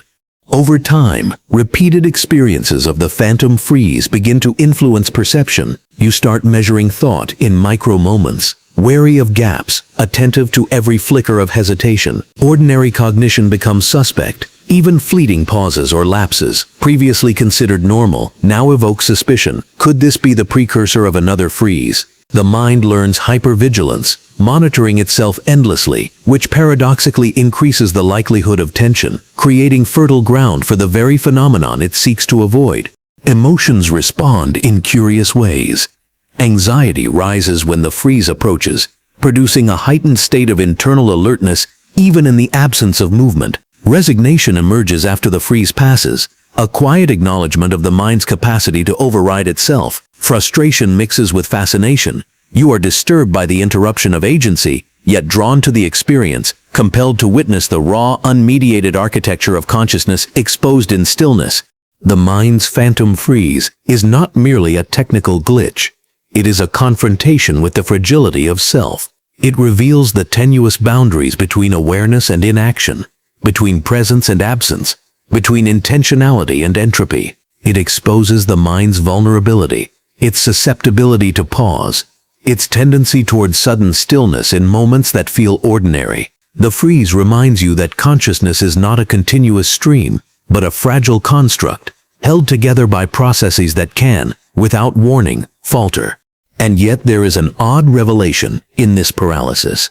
In the void of thought, in the quiet suspension, you sense a deeper layer of awareness, an observing presence that exists independent of the machinery of thinking. It is raw consciousness, pure attention, undiluted by narrative or judgment.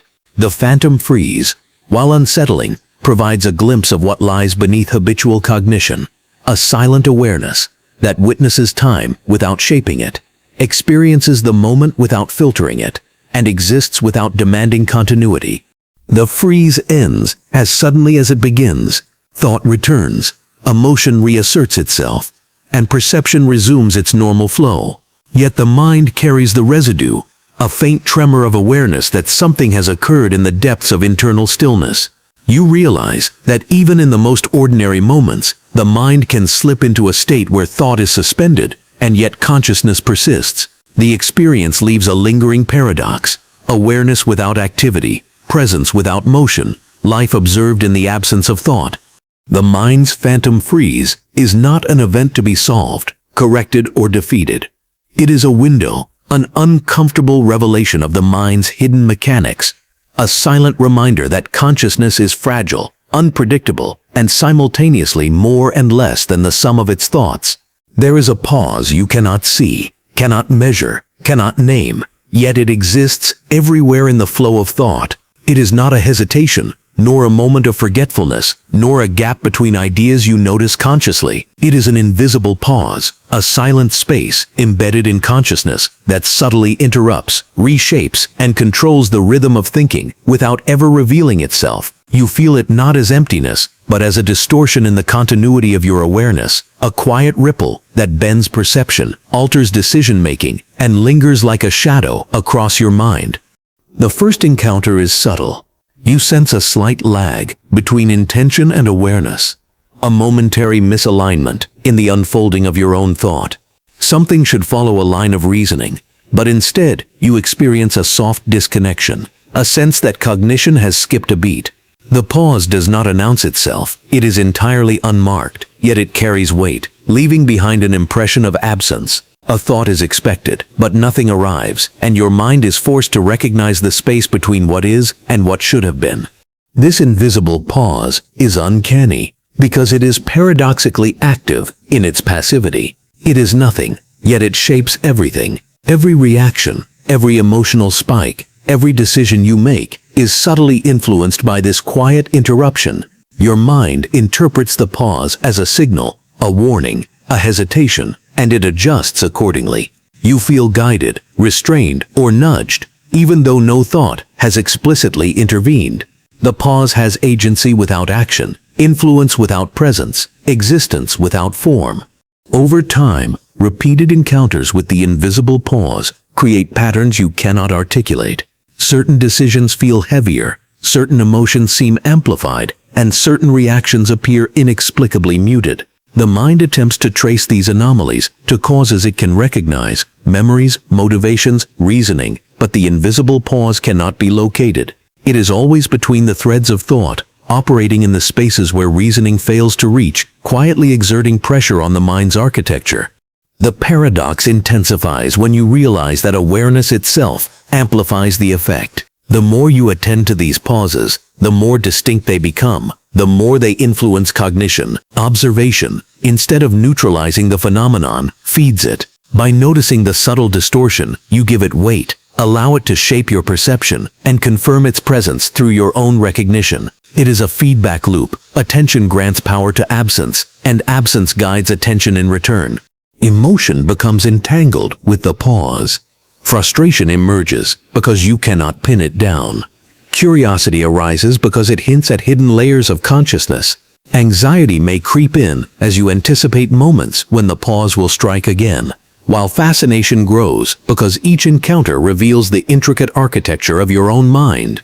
The invisible pause is both trap and revelation, a silent teacher that forces confrontation with the liminal spaces of awareness you normally overlook.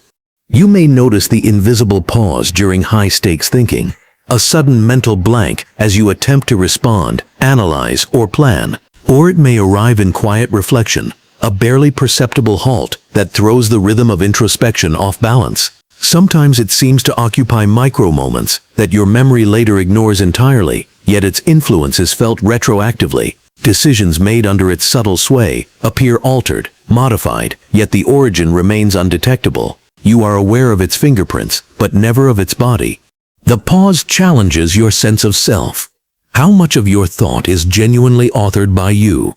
How much is shaped by the untraceable space that exists between ideas? When consciousness flows smoothly, you trust your agency.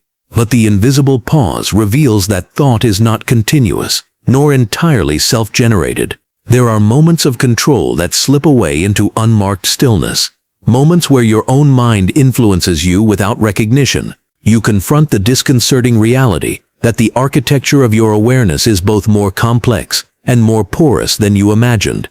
There is also a temporal distortion associated with the pause.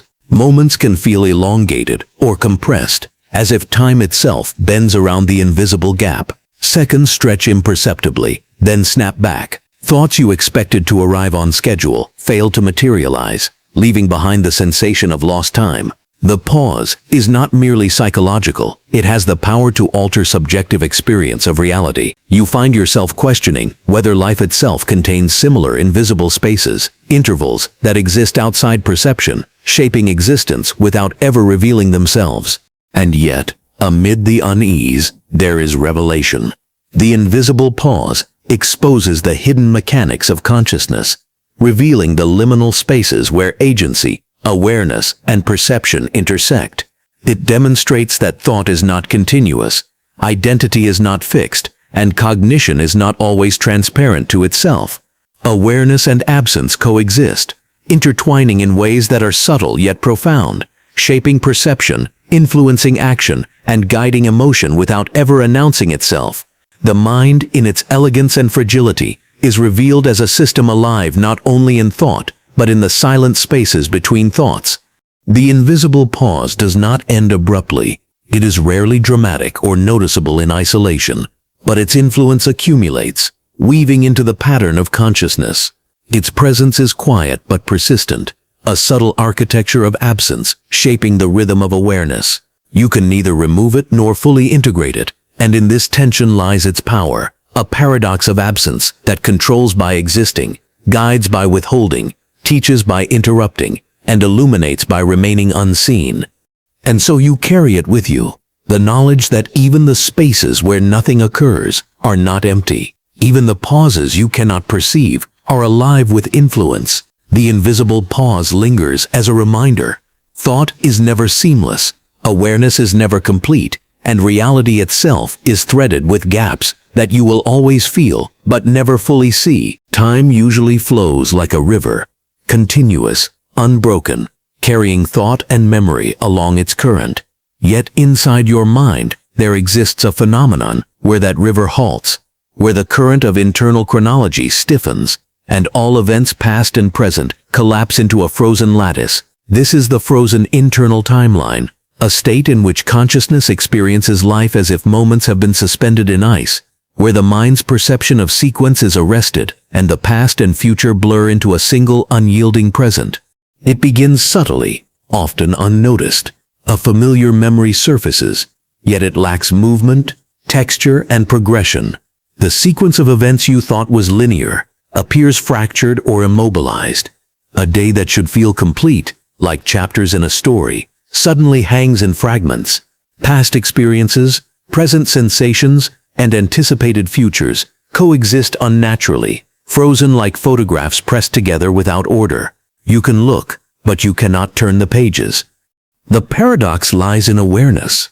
You know time flows externally, yet internally, it does not. Clocks tick, people move, events proceed, yet within your mind, temporal continuity has been interrupted. You feel the sharp dissonance.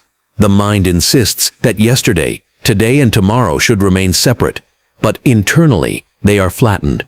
You experience echoes of your own past, as if they are colliding with the present, unyielding, immovable, impossible to navigate around. You are aware of this fracture, yet powerless to mend it.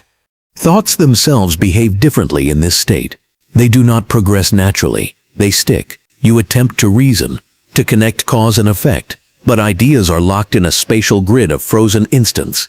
Every attempt to reconstruct narrative feels futile because narrative assumes motion. Here, motion has been suspended, leaving cognition in stasis.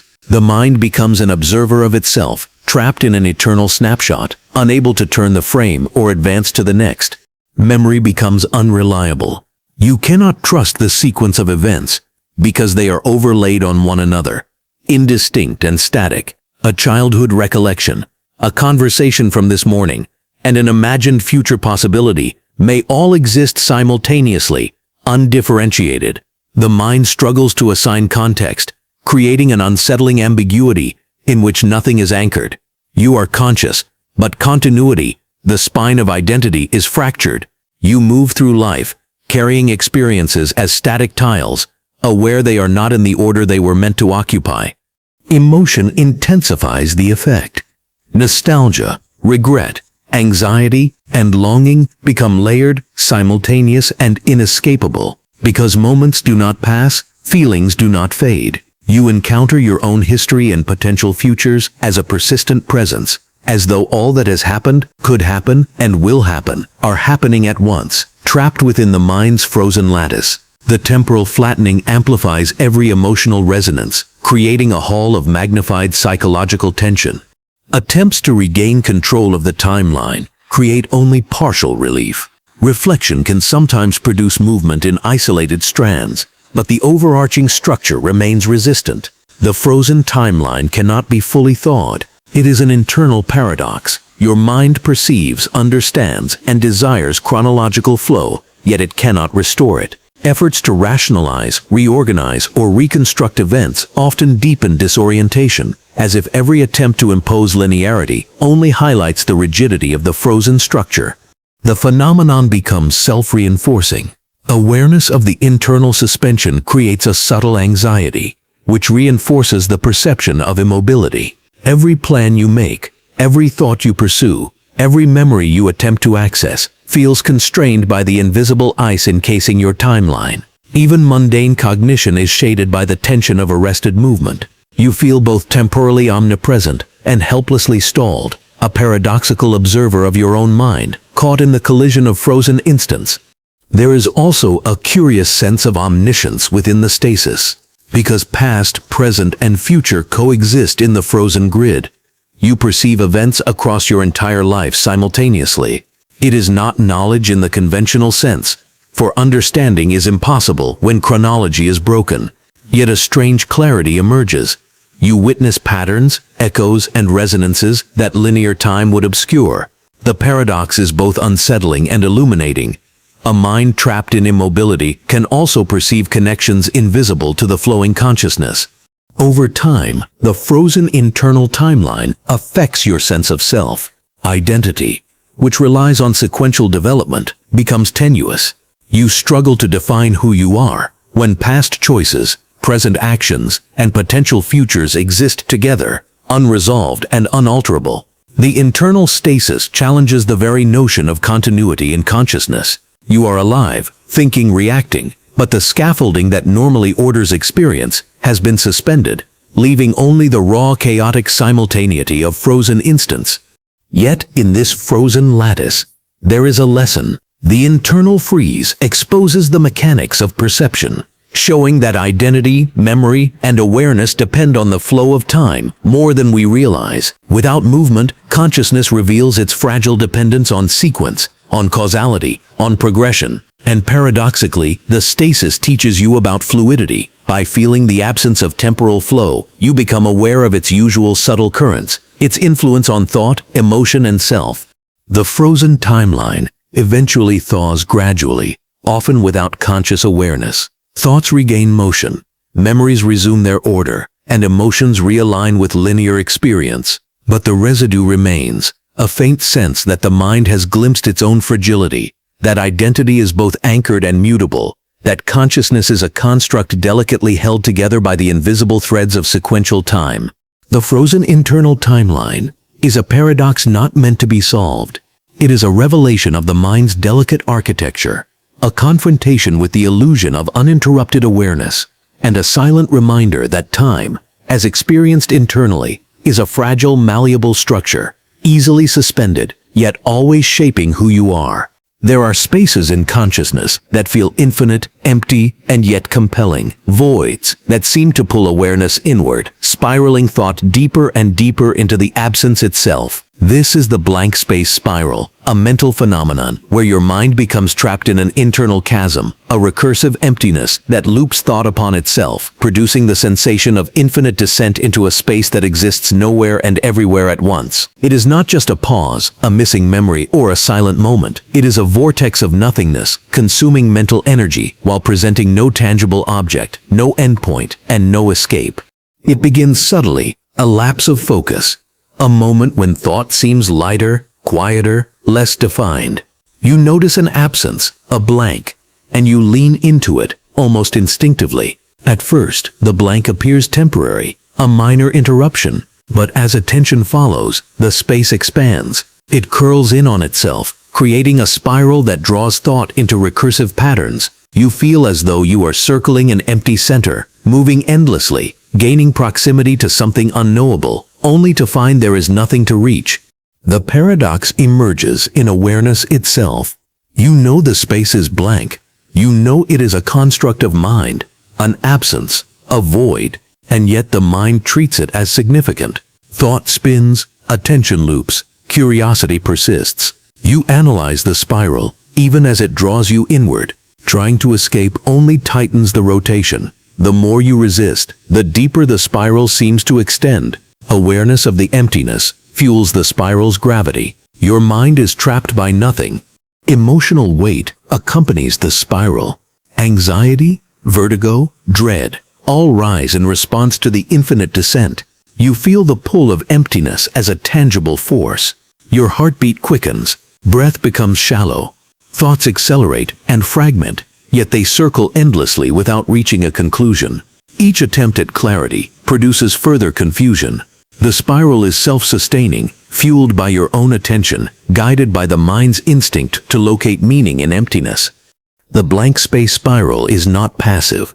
It acts upon consciousness. It amplifies gaps in thought, enlarges silences, and magnifies the sensation of being unanchored. Memory, perception, and emotion all distort under its influence. Past experiences appear muted, present sensations become tenuous, and anticipated futures lose structure. The mind becomes a hall of mirrors, reflecting emptiness upon emptiness, recursive loops of absence creating the illusion of infinite space within a finite consciousness.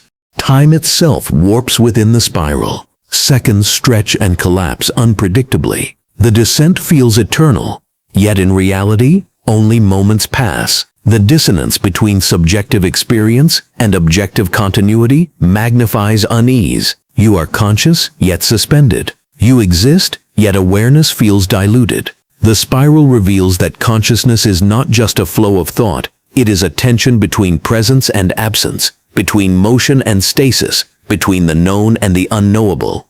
The paradox deepens when reflection arises.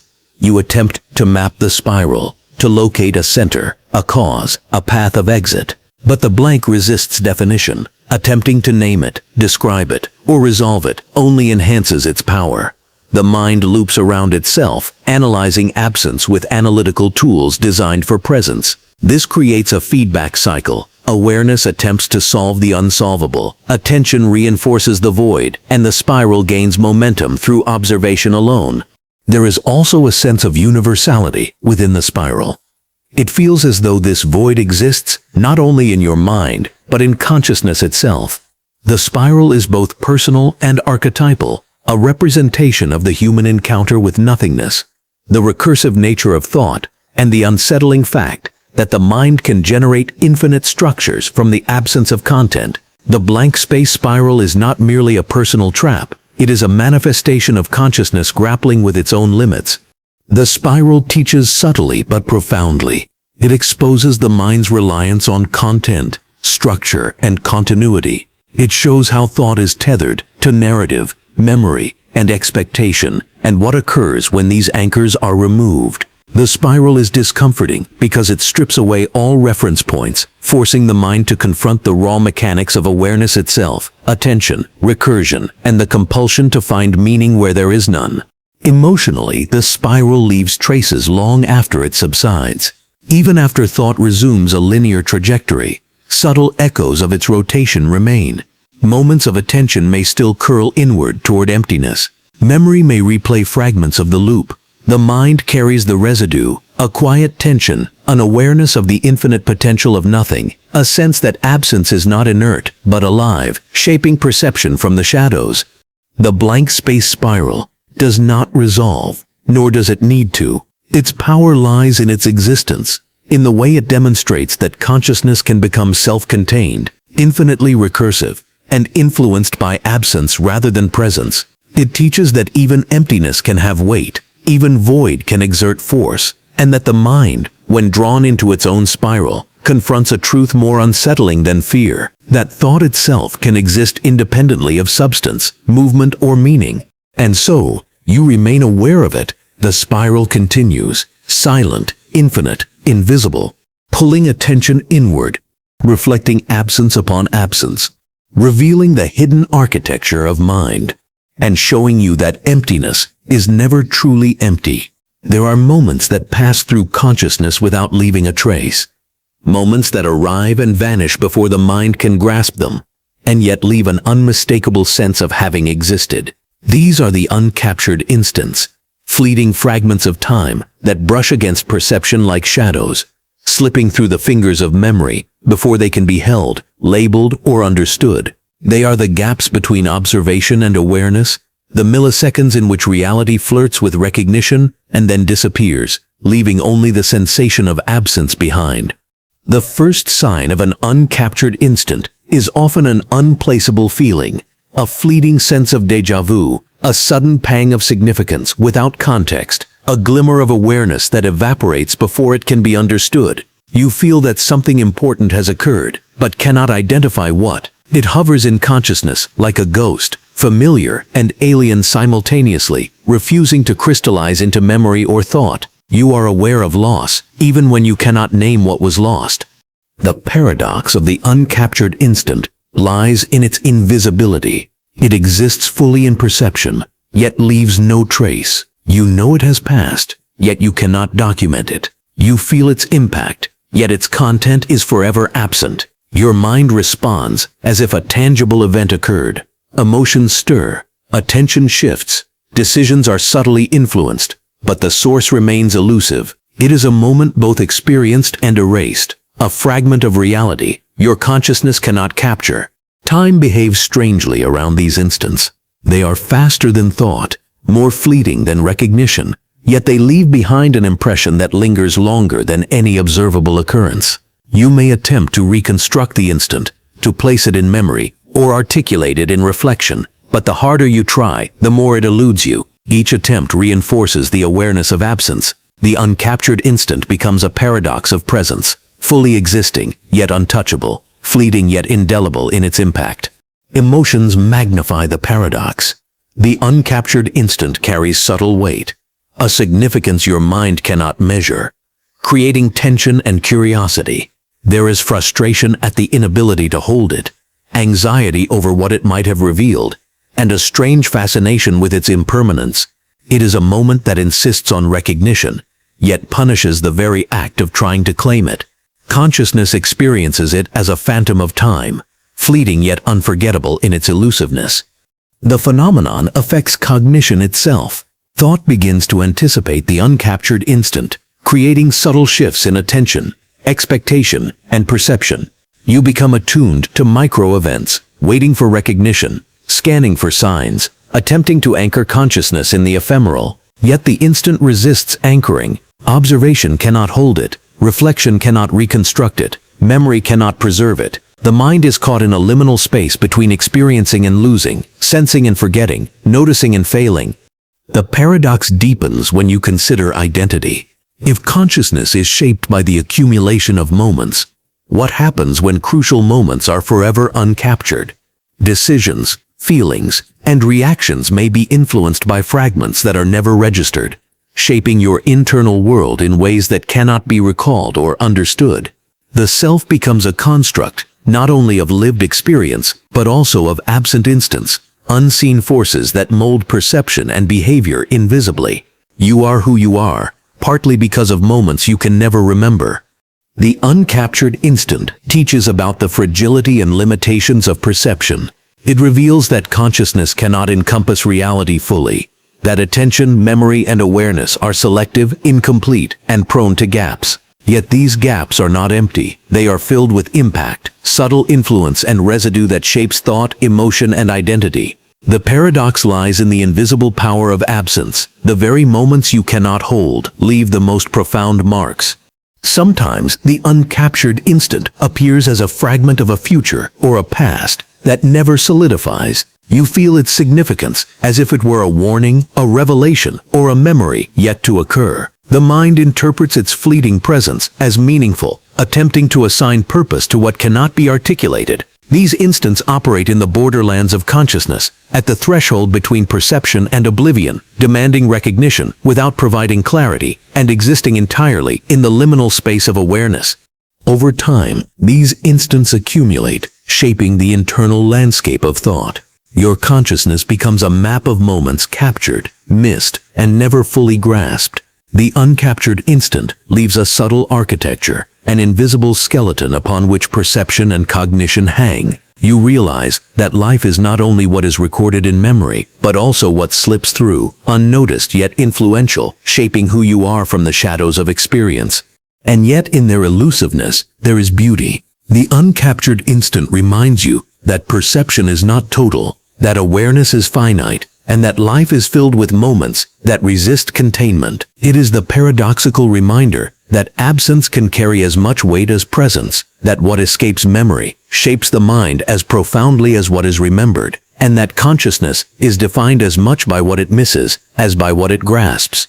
The uncaptured instant is never held, never named, never fully understood, and in that refusal lies its power, a silent, fleeting, invisible force shaping thought, feeling, and identity, reminding you that the mind is always interacting with what exists and what refuses to be captured. There are sounds that exist without origin, reverberations that linger long after the source has vanished, and impressions that persist in consciousness even when their cause is gone. These are the echoes of absence, resonances left behind by moments, people, or events that never fully materialized. Moments that should have been experienced but were missed, leaving only vibrations in the mind. They are the ghostly aftershocks of unexperienced or forgotten phenomena, subtly shaping thought, emotion, and perception without ever revealing themselves directly. The first encounter is subtle, a sense of familiarity, where nothing should exist, a shiver along the spine, without stimulus, a thought that seems to belong elsewhere, but has entered your awareness as if following a path it created. The echo is intangible, untraceable, yet undeniably present. It hints at significance without substance, carrying weight precisely because it is unformed, incomplete, and untethered. You are drawn to it, compelled to locate its origin, only to confront emptiness. The paradox is immediate. You feel a reaction to something that does not exist. Emotion arises in response to absence. Cognition responds to the non-existent, and attention is guided by voids. Your mind treats echoes as if they were anchored in reality, yet they are unanchored. They shape thought, affect mood, and influence behavior while remaining entirely intangible. You experience consequences without causes, responses without stimuli, a reality guided by invisible forces. Time becomes distorted in the presence of these echoes. Past, present, and future seem to blur as the mind attempts to locate a source or reconcile the resonance. You may feel nostalgia for events that never occurred, regret for decisions you never made, or anticipation for moments that do not exist. The echoes create a temporal dissonance, threading absence through perception as if life itself were punctuated by phantom vibrations, phantoms that demand acknowledgement, yet offer nothing concrete. The echoes infiltrate memory. They overlay experiences you do remember, shaping your interpretation of past events. A conversation may feel weighted with unsaid words. A place may feel haunted by experiences never lived. A choice may seem influenced by invisible hands. You cannot disentangle the echoes from actual memory, because they are felt as strongly, perceived as vividly, and recalled as persistently. The mind becomes a layered structure of presence and absence, a landscape in which the invisible guides the visible. Emotion reacts in curious ways. You feel longing for something that was never there, sadness for what was never lost, and awe at the force of emptiness. Anxiety and uncertainty increase because the mind attempts to reconcile what cannot be reconciled. The echoes amplify introspection, forcing you to confront the gaps, the voids, and the unexperienced. Each encounter with absence reminds you that life is shaped not only by what occurs, but also by what slips between perception and understanding. The paradox intensifies. As awareness grows, you recognize the phenomenon, understand its ghostly nature, and yet cannot resist its influence. Observation magnifies its power, creating a feedback loop. The more you notice the echo, the stronger its pull. Attempts to rationalize, dismiss, or control it are futile. The echo is autonomous, immune to logic, yet intimately entwined with consciousness. It acts without existing, influences without presence, persists without substance. In extreme cases, these echoes begin to intertwine with identity. Decisions are subtly affected by reverberations of experiences that never occurred. Emotions are colored by phantom histories. Self-perception shifts under the weight of absences that feel real. The mind becomes a duality of lived experience and phantom resonance, unable to fully distinguish between reality and echo, presence and absence. The paradox is that absence gains a presence more powerful than any tangible event. Reflection offers no solace. Attempts to trace the origin, explain the effect, or capture the experience fail. Language falters, memory fails, and attention reaches its limits. The echoes remain, persistent and elusive, shaping consciousness while remaining untouchable. They demonstrate that perception is not only about capturing reality, but also about interacting with the gaps, silences, and voids that exist between moments of actual experience. And yet, in their haunting persistence, the echoes illuminate the mind. They reveal the unseen architecture of perception, the hidden spaces where influence occurs, and the subtle ways consciousness is guided by absence. They show that awareness is not linear, memory is not discrete, and identity is not solely defined by presence. Absence carries as much force as existence. Silence speaks as loudly as sound. The mind is shaped by what it never touched, what it cannot remember, and what it cannot locate. The echoes do not vanish, nor do they require resolution. They exist alongside perception, woven into the rhythms of consciousness, influencing thought, emotion, and identity in quiet, imperceptible ways. They are a reminder that life is more than what is captured, recorded, or remembered. They reveal the invisible currents that guide your experience, shaping you from the spaces where nothing exists.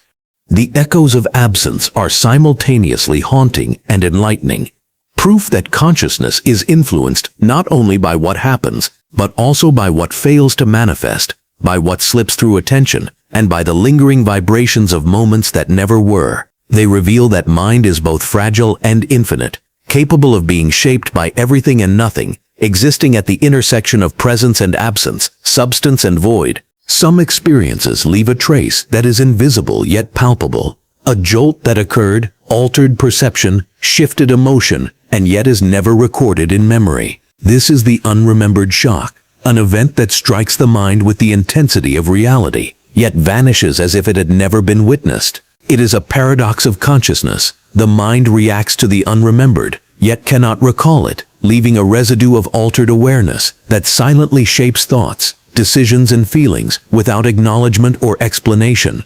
The first encounter is disorienting.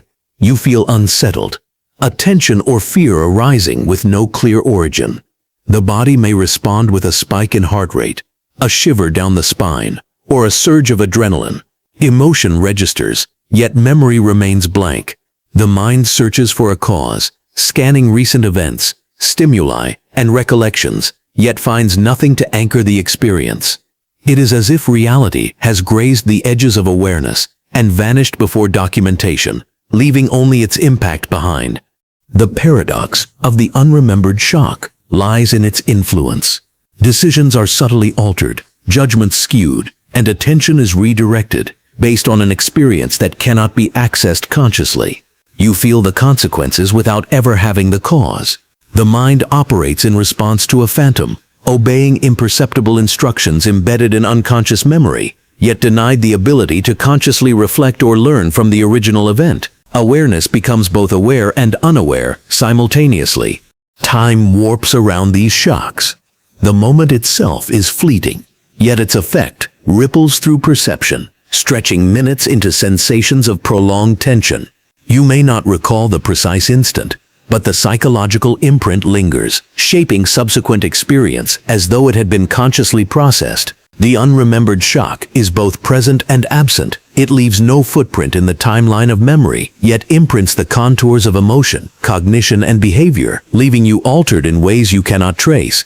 Emotion amplifies the paradox. Anxiety may arise spontaneously, unease may shadow ordinary thought, and hypervigilance may seep into perception without reason. You react to the world under the influence of a moment that no longer exists in memory, creating a silent dissonance between conscious understanding and internal response. The mind senses danger, significance, or importance where no explanation is available, leaving you questioning the reliability of your own awareness.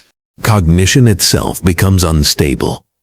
Attempts to reconstruct the cause produce only gaps, intensifying frustration and fascination. The mind loops around absence, examining every conceivable scenario, every fragment of experience, seeking a trace of the shock, yet nothing surfaces. The event is unrecorded, inaccessible, and untraceable, a fragment that exists outside the usual mechanisms of cognition. The mind reacts to its absence, even as it yearns for presence, generating a recursive tension between knowing and unknowing. Identity is subtly affected by these shocks.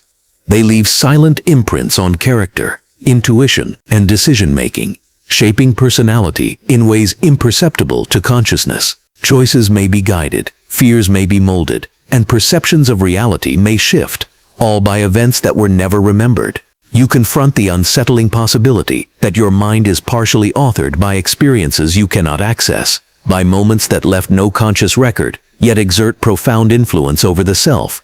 The paradox deepens when reflection emerges. You attempt to rationalize, catalog, or anticipate similar experiences, yet the unremembered shock defies cataloging, refuses explanation, and evades anticipation. Observation itself is ineffective because the phenomenon exists precisely in the absence of conscious memory. Awareness of this limitation becomes a secondary shock.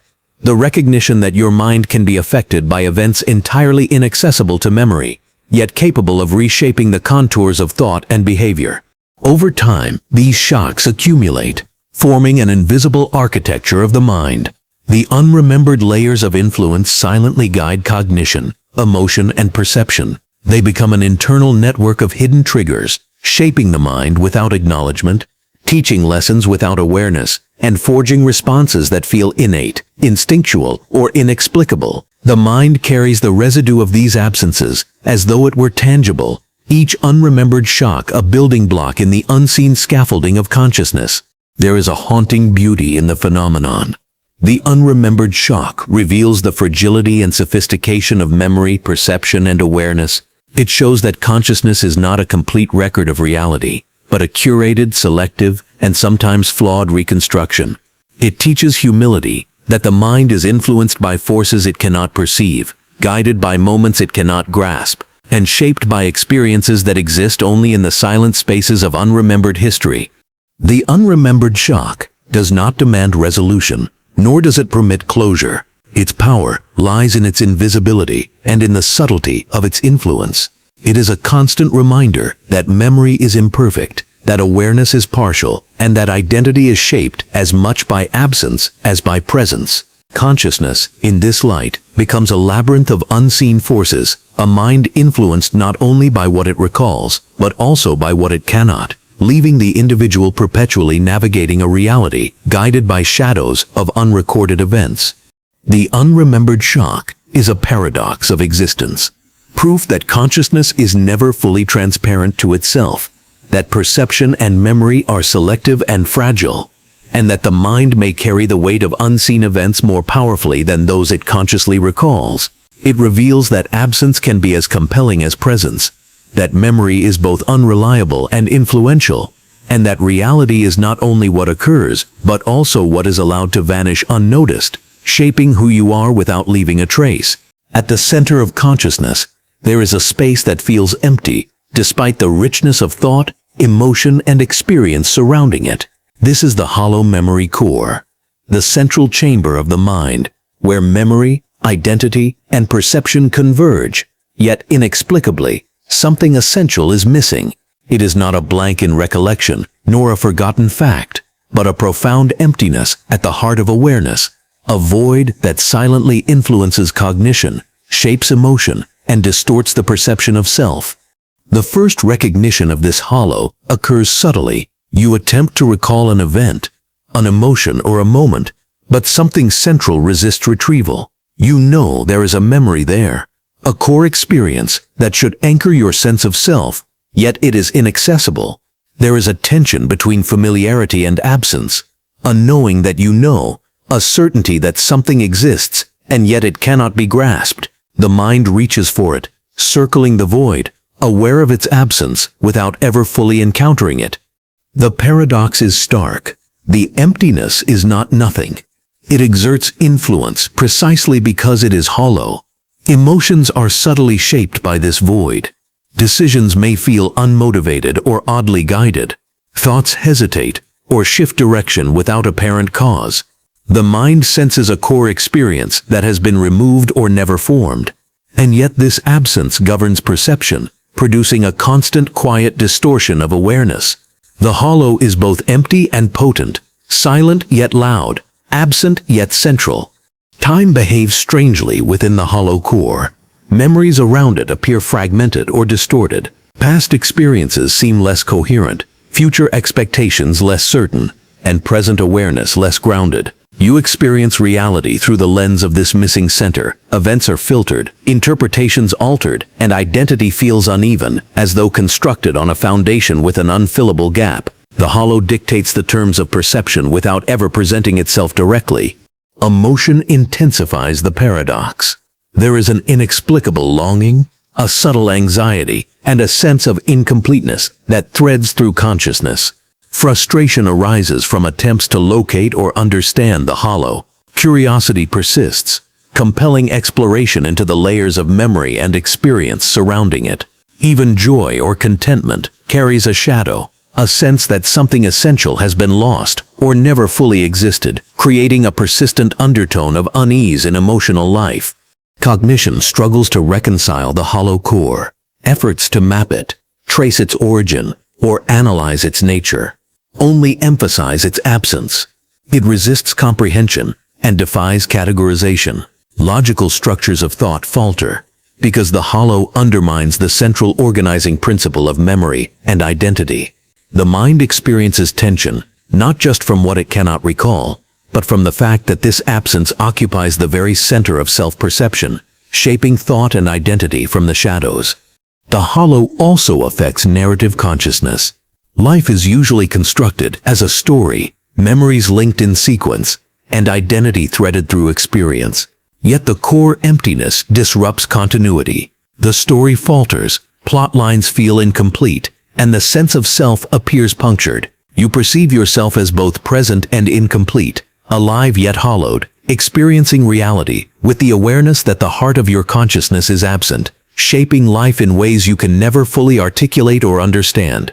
Repeated encounters with the hollow memory core deepen awareness of its influence. The mind becomes hyper-attentive to gaps, omissions, and absences. You notice inconsistencies in memory, fleeting emotions without cause, and moments of inexplicable reaction. These manifestations are not random. They are reflections of the hollow center, echoes of the void guiding perception and shaping cognition. The paradox is that absence, though unseen and unremembered, exerts authority over thought and selfhood. Identity itself becomes a paradoxical reflection of the hollow core. You are simultaneously present and missing something essential. The self is defined not only by lived experience, but also by the empty chamber around which all thought revolves. Awareness carries a shadow, a sense of incompleteness, a constant hint of the missing element at the heart of consciousness. This is not failure or deficit. It is the nature of the mind revealed in its most fragile and profound state. Emotion, cognition, and identity intertwine within the hollow core. forming a subtle architecture of absence that shapes life silently. You are affected by what is missing, guided by what cannot be recovered, and influenced by the invisible center that defines perception without ever revealing itself. It is a paradox of centrality. The core is both essential and absent, shaping everything while remaining unreachable, a silent force at the heart of self. And yet, in the hollow's presence, there is revelation. The emptiness exposes the delicate architecture of consciousness, revealing that identity, memory, and perception are fragile, selective, and incomplete.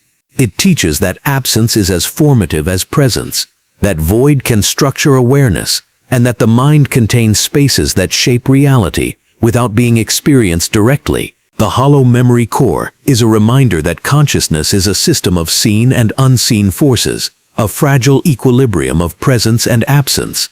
The hollow does not resolve, nor does it vanish. It persists at the center, influencing thought, emotion, and perception. Awareness of it produces insight, humility, and reflection. It is the paradoxical truth of consciousness, that the most powerful influence may be what is missing, the most defining structure may be invisible, and the mind may be shaped as profoundly by absence as by presence. The hollow memory core is a silent architect of the mind, invisible yet central, absent yet formative, shaping perception, emotion, and identity from the space where nothing seems to exist, but everything is subtly controlled, defined, and guided. Every moment carries a mark, a subtle signature of existence. Yet there are instants whose imprint lingers silently, unnoticed, unrecorded, and unfelt by conventional awareness. These are the silent timestamps, moments etched into consciousness without recognition, operating beneath the threshold of memory, perception, and emotion. They exist as markers of experience, yet remain invisible, influencing thought and behavior with quiet authority, shaping life without ever announcing their presence. The first encounter is disorienting. You sense a shift in awareness, a subtle change in perception or emotion, but cannot attribute it to a concrete event. It is as if time itself has quietly annotated the mind, leaving behind a trace that cannot be consciously read. The silent timestamp exists in the background of experience, registering significance without declaration, leaving cognition to respond to unseen marks. You feel guided, altered, or nudged by events that cannot be recalled, by moments that were never noticed. The paradox is immediate. You act in response to a mark that has never been consciously perceived. Memory does not record it. Awareness does not acknowledge it. Yet its influence is undeniable. Decisions, emotions, and perceptions are subtly skewed, shaped by timestamps that are invisible. The mind navigates reality under the influence of absent markers, responding to events it has never consciously stored, obeying forces both present and absent. Time itself behaves differently under the silent timestamp. The flow of moments appears punctuated by invisible imprints. Events you believe are spontaneous may in fact be orchestrated by unseen markers, shaping perception and guiding behavior. You feel the effects, notice the consequences, yet cannot locate the origin. Each silent timestamp becomes a paradoxical anchor, existing without being observed, shaping without being perceived, marking time without being acknowledged. Emotion intensifies the phenomenon. You experience unease, anticipation, or subtle tension without explanation. Joy, fear, or longing may arise in response to timestamps whose significance is unknowable. The mind interprets invisible markers as meaningful, assigning weight to moments it cannot access. The silent timestamp amplifies both emotional subtlety and complexity, leaving you influenced by markers whose presence is imperceptible, whose origin is inaccessible, and whose impact is enduring. Cognition is challenged by these timestamps. Attempts to understand, trace, or rationalize their effects fail. Reflection only reveals the paradox. Awareness responds to what it cannot recognize. Memory reacts to what it cannot recall. And identity is shaped by moments never consciously experienced. The mind is guided by absence as much as presence, navigating life under the influence of forces both invisible and profound, operating silently within the architecture of consciousness. The silent timestamp alters memory itself. Memories surrounding the timestamp may feel heavier, distorted, or strangely significant. You may experience recollections shaped not only by events themselves, but also by unseen marks left upon the mind. The timestamp operates as a quiet editor of experience, influencing how past, present, and future are perceived. It is a subtle force, rewriting perception without ever leaving an explicit trace. Identity becomes entangled with these invisible marks. Decisions, intuitions, and emotional responses carry the influence of moments never consciously perceived. You act as though guided, shaped by markers you cannot see. Personality and cognition are quietly sculpted by silent timestamps, revealing the paradox of selfhood, that awareness, memory, and decision-making are not purely conscious acts, but are intertwined with the unseen, the unremembered, and the unacknowledged. Repeated encounters reveal the cumulative power of silent timestamps. The mind absorbs their influence, responding to invisible architecture that structures cognition, perception, and behavior. Life itself becomes a mosaic of recorded and unrecorded events, experienced and unexperienced, acknowledged and unnoticed. The paradox is that the invisible can guide the visible, absence can exert control, and silent moments can carry authority over consciousness, shaping it more profoundly than moments that are consciously recognized. There is also revelation in their subtlety. The silent timestamp exposes the hidden mechanics of perception and consciousness, demonstrating that awareness is partial, memory is selective, and experience is filtered by imperceptible forces. It shows that mind is not merely a recorder of events, but a system influenced by unseen markers operating in the interstices between perception, recognition, and action. Awareness, in this sense, is both present and absent, conscious and unconscious, shaped by invisible signatures that govern life quietly. The silent timestamp does not demand acknowledgement, closure, or comprehension. Its power lies in invisibility, in subtlety, and in quiet persistence. Awareness may never consciously encounter it, yet life is always influenced by it. It teaches the mind that consciousness is a delicate interplay between seen and unseen, remembered and unremembered, experienced and uncaptured. Identity, thought, and emotion exist alongside the invisible architecture of silent timestamps, always interacting with what is hidden, shaping the self from the shadows.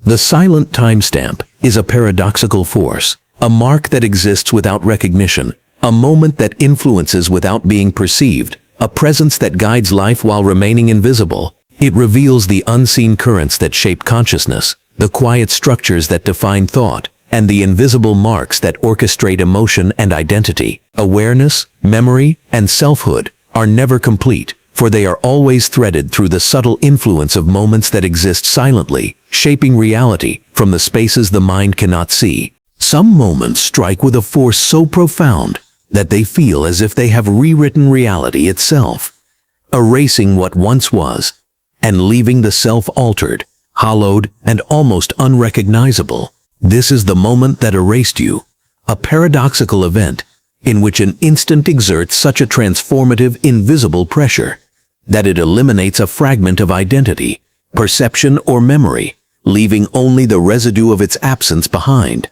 It is both annihilation and continuity, a vanishing act within consciousness that leaves the mind forever changed. The first encounter is subtle yet disorienting.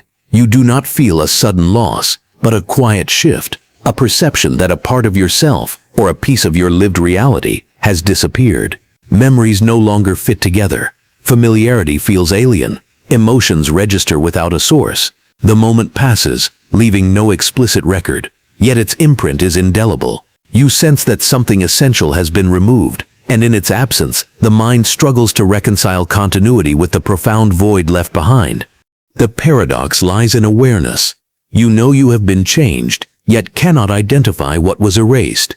Recognition of the void is present, but its contents are inaccessible. You exist within a reality, subtly altered, reacting to events, people, and environments with traces of understanding you no longer possess. The mind responds to a history it can no longer fully grasp, a self that once existed but has been quietly excised from conscious awareness. You are both the observer and the erased. Time behaves strangely in these moments. Seconds stretch and contract as the mind attempts to reconstruct continuity, yet fails. The moment of erasure seems both instantaneous and eternal, a singular point with ripple future expectations and present awareness in ways you cannot trace. You are aware of the impact of what was removed, but the content itself remains irretrievable, a void around which identity now reorganizes. Every decision, every feeling, every recollection carries the ghost of what was erased, shaping consciousness silently and irreversibly. Emotion intensifies the paradox. Grief, confusion, and unease arise not from tangible loss, but from the intangible absence within your own being. The mind experiences tension as it attempts to reconcile continuity with a hole in the fabric of self. You feel the pull of something once known, now gone, and the dissonance creates a persistent shadow over thought and action. Joy may feel muted, sorrow amplified, and ordinary moments carry an inexplicable weight. The mind senses what it cannot locate, an echo of self that no longer exists. Cognition is equally affected. Thought patterns falter as the mind encounters gaps in reasoning, awareness, or memory. Logical connections may fail, intuition may misfire, and understanding becomes distorted. Attempts to reconstruct the missing fragment only highlight the erasure, reinforcing awareness of the void. The paradox is cruelly precise. The more you try to reclaim what was lost, the clearer it becomes that the moment has permanently altered your inner architecture. Consciousness must operate in the absence of its former wholeness. Identity itself undergoes a profound shift. Who you were before the erasure no longer exists in full. Who you are afterward is subtly or profoundly different. Traits, tendencies, and emotional responses may shift, sometimes imperceptibly, sometimes strikingly. You are still you, yet altered. The self is now a patchwork of presence and absence, continuity and loss, functioning yet haunted by what has been quietly removed. The moment erased you not by force or violence but by subtlety, by slipping a fragment of reality out of reach, leaving only the echo. The paradox deepens when reflection arises. You may attempt to examine what has changed, to trace the outlines of the lost fragment, or to understand the impact on consciousness. Yet such reflection only underscores the unknowable nature of the moment. The erased portion of self is by definition inaccessible. Attempts to comprehend it highlight the fracture in awareness. You exist in duality, aware of the loss, yet incapable of defining it, forced to navigate life with a self that is simultaneously present and absent. Over time, the erasure becomes part of the fabric of consciousness. You adapt, compensate, and continue. Yet traces of absence linger in decision-making, perception, and emotional response. The mind reorganizes around the void, creating subtle adjustments to maintain functionality and continuity. You are permanently altered, yet unaware of the full scope of what has been removed. The moment's power is not in dramatic disruption, but in quiet, irreversible transformation. There is a profound lesson embedded in the paradox. The moment that erased you exposes the fragility of identity, memory, and consciousness. It demonstrates that even a single, fleeting event can fundamentally alter selfhood without leaving a direct trace. The mind is revealed as both resilient and vulnerable, capable of adaptation yet shaped by absence, attuned to gaps and missing elements as much as to presence. It reminds you that selfhood is not fixed, but a delicate balance of what is remembered, what is perceived, and what has silently vanished. Emotionally and philosophically, the moment offers reflection on the impermanence of experience. Life is composed of instants that accumulate, each leaving an imprint on consciousness. Yet some instants possess the power not only to shape but to erase, subtly removing elements of self without warning or explanation. This paradox challenges assumptions about continuity, identity, and memory. It reveals that reality is not a linear record, but a fragile, mutable landscape in which the mind is both participant and witness, shaped by what is present and what is absent. The moment that erased you does not resolve, nor does it provide closure. Its influence persists silently, shaping thought, emotion, memory, and identity indefinitely. Consciousness is forever altered, carrying the mark of a fragment removed, a presence erased, a self partially lost. Awareness and adaptation coexist with the lingering shadow of absence, and life continues in a quiet, unacknowledged tension between what remains and what has been permanently excised. The moment that erased you is a paradox of existence, proof that selfhood is delicate, consciousness is malleable, and memory is incomplete. It is the invisible hand shaping identity, the quiet force altering perception, the silent architect of who you are after an unremembered fracture. It leaves no record, makes no announcement, and yet defines the very fabric of consciousness. It is both loss and presence, absence and inevitability, a moment that erased you and yet ensured that you continue, transformed, within the shadows of your own mind. There are regions of consciousness where thought feels suspended, a place where awareness persists, but activity halts. This is the mind's dead zone, an internal expanse devoid of mental motion, a void within cognition where perception, memory, and emotion continue in stasis. It is not unconsciousness, sleep, or distraction. It is a state in which the mind itself has ceased to respond, a paradoxical suspension of mental life that exists while life continues externally. The first encounter is chilling. Attention wavers, yet the world continues to register in a dim, filtered way. Emotions feel muted, reactions are delayed, and internal dialogue slows or vanishes entirely. The mind is present but inert, like a landscape frozen beneath invisible frost. Attempts to engage thought provoke nothing. Reason stalls, memory freezes, and the sense of self becomes a hollow observer, a witness to activity it cannot influence. The paradox lies in its coexistence with awareness. You remain conscious, able to sense surroundings, perceive time, and notice emotion, yet the machinery of active thought has stalled. It is awareness without function, observation without intervention. The dead zone creates an uncanny tension. Your mind exists, yet nothing it normally does, analyzing, remembering, planning, is operational. It is a pause, a freeze frame within the flow of consciousness, both immediate and endless. Time behaves strangely within the dead zone. Seconds feel elongated. Experience becomes thick and heavy, and duration seems both compressed and infinite. You are aware of moments passing without processing them, living through a continuum of unengaged thought. Every tick of time carries weight precisely because the mind is inert, a body functioning within the world while the conscious engine is immobilized, creating a dissonance between action and awareness. Emotion responds to the dead zone in subtle, paradoxical ways. You may feel anxiety at your inability to act mentally, frustration at the immobility of thought, or a strange fascination with the emptiness. The zone amplifies introspection paradoxically.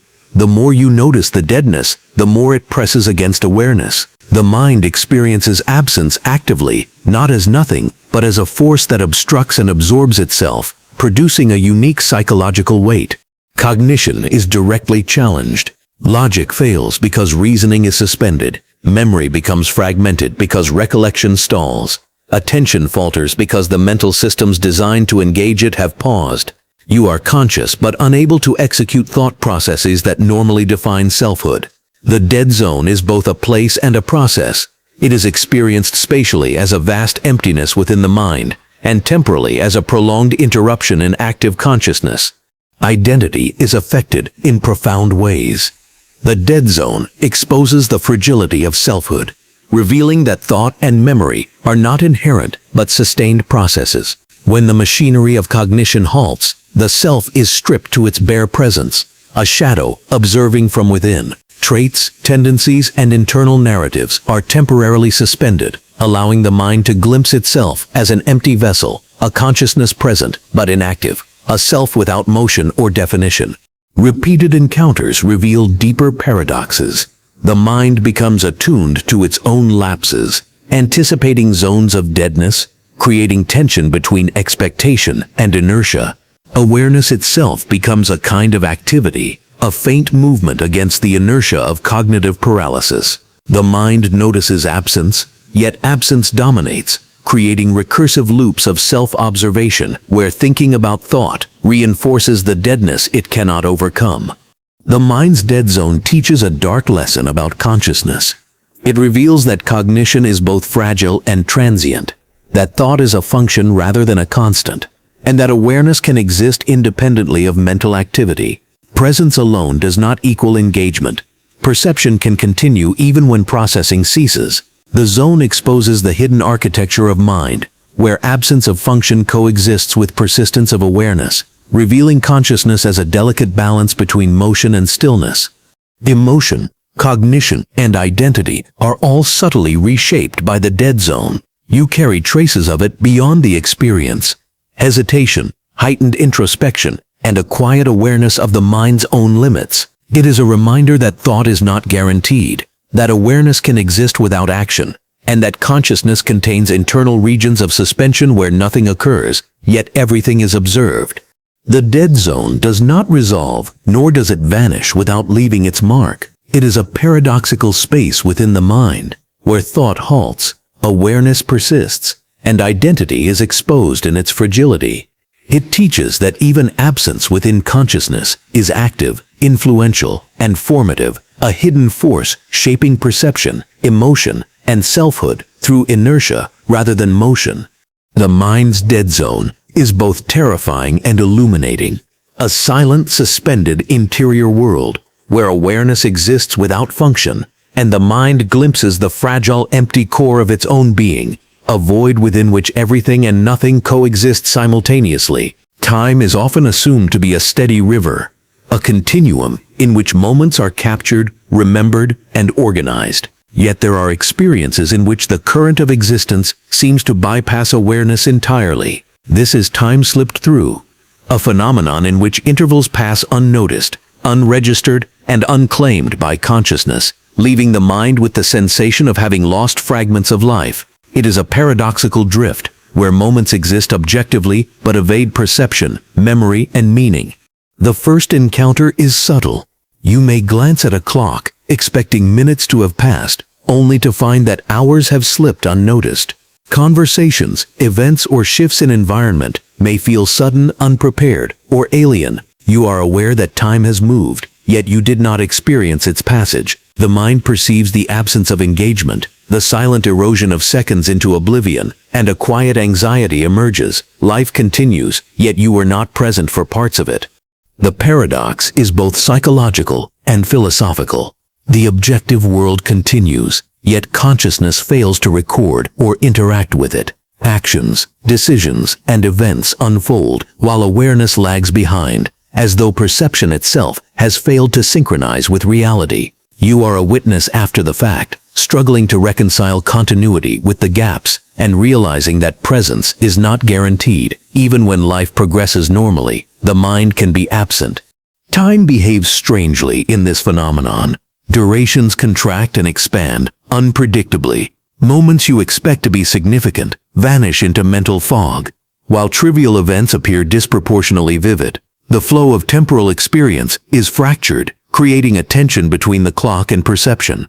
The mind knows that life proceeds, yet its internal timeline is punctured by empty stretches where nothing registers, leaving the sense of having lost intangible fragments of existence. Emotion amplifies the effect. Frustration, anxiety, and disorientation emerge as awareness attempts to compensate for lost time.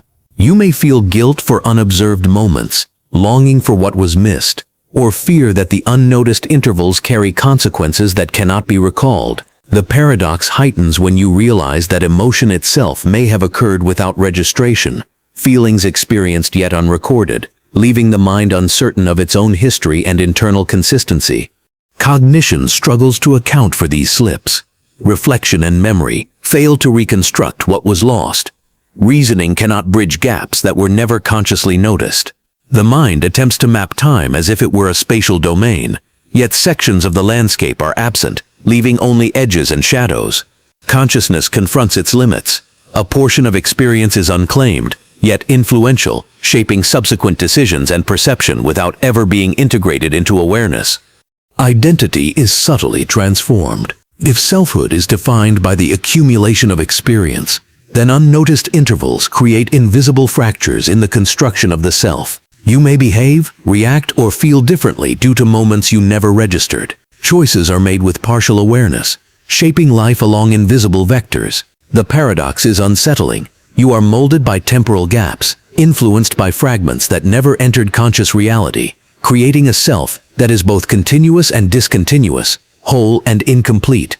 Repeated encounters with time slipping through reveal deeper truths. The mind becomes hyper-aware, scanning for moments that might evade perception, yet the phenomenon persists precisely because awareness cannot fully capture it. Life becomes a mosaic of claimed and unclaimed intervals, a reality where presence and absence intermingle. You are perpetually navigating a river in which portions of water pass through your fingers unnoticed, yet leave ripples in the surface of consciousness. The phenomenon challenges assumptions about memory, attention, and perception. It demonstrates that consciousness is not always synchronized with reality, that awareness is selective, and that even continuous life can escape the grasp of mind. Moments are not inherently experienced simply because they exist. They must be engaged with, noticed, and integrated. Time slipped through exposes the fragility of experience and the subtle ways in which life can outpace perception. There is a haunting resonance in this experience. The mind glimpses the limits of its own functioning, realizing that much of life may pass unseen, unrecorded, or unclaimed. Yet the slips are formative. The gaps influence emotion, cognition, and identity, shaping decisions and self-perception without leaving conscious traces. Life is defined not only by what is experienced, but also by what eludes attention, flowing through unnoticed channels that subtly mold who you are. The paradox is both terrifying and illuminating. Time slipped through teaches that reality is larger than perception, that consciousness is incomplete, and that identity is influenced as much by absence as by presence. The unseen intervals are invisible architects of thought, emotion, and selfhood, silently crafting the internal world even as life continues externally. The time slipped through phenomenon is a reminder that consciousness is imperfect, temporal experience is fragile, and reality can move faster than awareness. It reveals the hidden forces of absence, the unregistered moments that shape perception, and the invisible passages through which life silently escapes the mind. Awareness, memory, and selfhood exist alongside these slips, perpetually navigating the tension between presence and omission, recording reality while being haunted by what passes unnoticed. Some experiences leave no direct mark, yet their presence is undeniable, etched invisibly into the fabric of consciousness. This is the Void Imprint, a paradoxical scar left by absence itself, where nothing occurs, yet a residual force remains. It is the imprint of emptiness on perception, the silent signature of voids that shape thought, memory, and emotion without any tangible event to explain them. The mind senses that something has occurred, yet what exists is the absence of occurrence. The first encounter is subtle, almost imperceptible. You feel a pull in awareness, attention or recognition without source. Emotion shifts without explanation. Intuition nudges in directions that seem unmotivated. Cognition hesitates inexplicably. You perceive the presence of nothingness, yet it carries weight, pressure, and guidance. The void is not passive. It acts as an invisible architect, structuring awareness and influencing decision-making without providing content, direction, or narrative. The paradox lies in influence without substance. The void exerts control precisely because it is empty, shaping cognition, emotion, and perception without presenting information or experience. You are guided, altered, or informed by absence itself. The mind responds to a negative space, a non-event that is nevertheless formative. Choices are subtly influenced by invisible gaps, intuition guided by silence, and memory reshaped by traces of emptiness that cannot be recalled or reconstructed. Time interacts with the void in unsettling ways. Moments seem elongated, compressed, or disconnected. You feel the pressure of invisible continuity, the weight of unperceived gaps that alter temporal perception. Awareness attempts to map experience, yet encounters zones where nothing registers, spaces in which reality passes unnoticed but leaves subtle, indelible marks on consciousness. The mind navigates through a landscape partially defined by absence, a terrain of imprints left by what never fully existed. Emotion amplifies the paradox. Anxiety, longing, or quiet tension arise in response to the void. The mind reacts to the imprint as though it carries significance, seeking meaning in the absence of events. The invisible marks provoke reflection, introspection, and subtle shifts in behavior. You feel affected by moments, places, or thoughts that were never directly encountered, as though emptiness itself contains guidance or instruction embedded in the architecture of consciousness. Cognition struggles to reconcile the void imprint, attempts to recall its origin, identify its influence, or rationalize its effects fail. The mind recognizes that it is shaped by something absent, yet cannot concretize or measure the cause. Awareness and memory are challenged, decisions are influenced, intuition activated, and attention redirected, all by a force that exists solely as absence. The void demonstrates the paradoxical power of nothingness, influence without substance, effect without cause. Identity is subtly transformed. Traits, decisions, and emotional patterns are shaped by invisible forces. The self is molded in part by what is absent rather than present, defined by gaps, silences, and empty spaces within consciousness.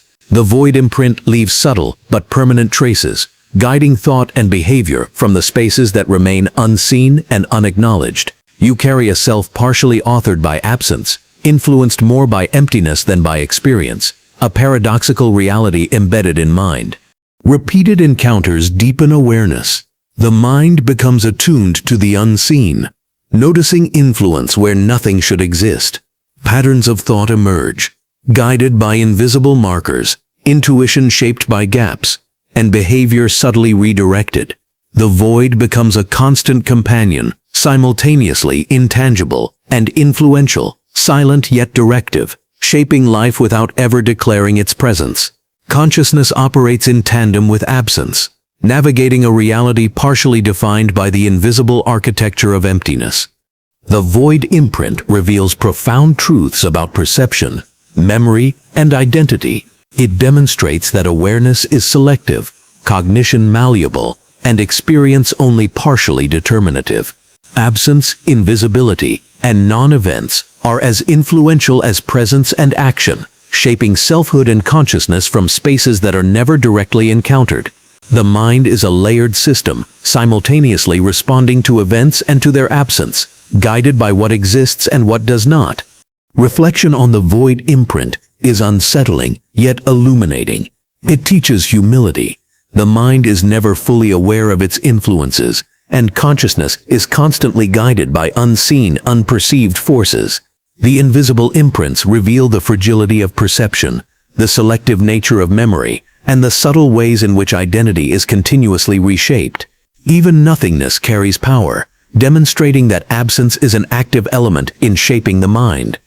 The void imprint is a paradox at the heart of consciousness, a force that exists as emptiness, a mark that guides without presence, and an influence that shapes thought, emotion, and selfhood without manifesting itself. It teaches that mind is always interacting with what is unseen, that reality is structured by both events and gaps, and that awareness is a fragile instrument navigating a world defined as much by absence as by presence. The void is never empty. It is alive, persistent, and shaping the core of self. There are moments in life that should have defined a trajectory, pivotal points where choices, actions, or realizations pivot existence onto new paths. Yet some of these moments are quietly erased, leaving the mind unaware that a turning point ever occurred. This is the erased turning point, a paradoxical event in which a critical instant vanishes from memory and perception, yet its absence shapes life just as profoundly as a remembered decision would have. Reality continues,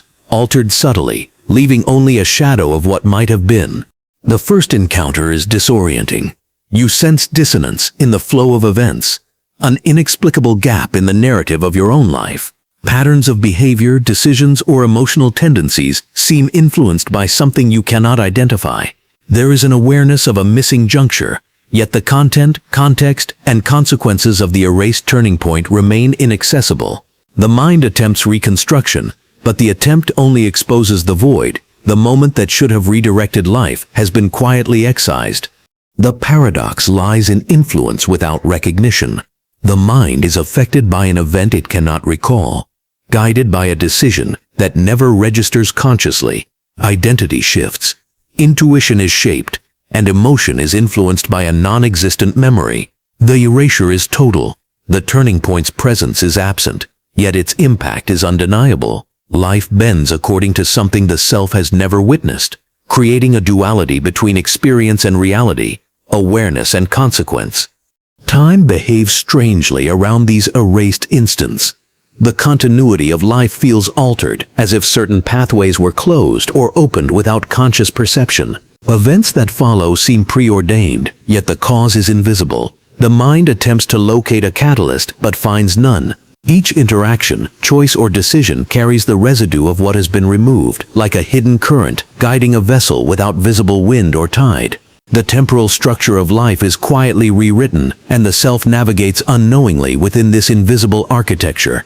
Emotion responds subtly, yet powerfully. Frustration, confusion, and longing emerge from gaps in awareness. You may feel regret for actions you cannot recall, deciding, or gratitude for opportunities you cannot identify. Anxiety may arise over missed chances that never registered in memory. The mind reacts to absence as though it were present, assigning significance to a void. The paradox creates tension between felt experience and conscious comprehension. You are influenced by something the self cannot acknowledge, a force both real and unreal.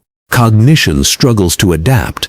Reflection, reasoning, and planning are challenged by invisible forces. The mind searches for explanations where none exist, attempting to reconstruct what is irretrievably gone. The erased turning point demonstrates the limits of introspection. Some influences are permanent, precisely because they are inaccessible. Thought and memory operate under the shadow of absence, making decisions and judgments partially authored by invisible events that have left no explicit record. Identity is reshaped subtly. The self is molded in part by what was erased, guiding personality, tendencies, and decision-making through imperceptible pathways. Who you are now has been defined by a moment that no longer exists consciously, yet whose absence has determined trajectory. The paradox is profound. You are living the consequences of what never occurred in memory, operating under the silent authority of erased moments. Presence and absence coalesce to form the self. Repeated encounters with erased turning points reveal deeper truths.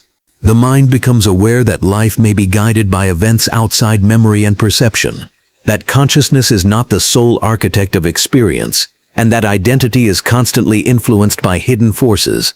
The self is both creator and respondent, navigating a reality partially shaped by non-events. Awareness adapts to the invisible influence, recognizing that absence can wield the power of presence. The phenomenon challenges assumptions about control, memory, and selfhood. Life is rarely linear or fully comprehensible. Some events leave permanent marks precisely because they vanish from memory. The erased turning point teaches that influence can exist without recognition, that the self is shaped by forces it cannot perceive, and that consciousness is a landscape structured by both presence and absence. You are continuously guided by invisible hands, navigating a world partially unseen. Reflection reveals the philosophical weight of this paradox. Consciousness is fragile, memory selective, and identity perpetually molded by invisible forces. The erased turning point illuminates the delicate interplay between presence and absence, experience and void, awareness and non-awareness. The mind is not merely a recorder of events, but a navigator within a landscape of both visible and invisible influences, constantly guided by gaps as much as by substance. The erased turning point is a silent architect of existence, a vanished instant that shapes trajectory, emotion, and identity without leaving a conscious trace. It demonstrates that life is not only experienced, but also subtly authored by absence, that the mind is influenced by events it cannot recall, and that selfhood is partially forged in the invisible spaces between remembered and forgotten moments. It is a paradox that reshapes the understanding of time, memory, and the fragile continuity of consciousness. Some moments do not pass. They linger, suspended in consciousness, neither fading nor fully present, neither active nor forgotten.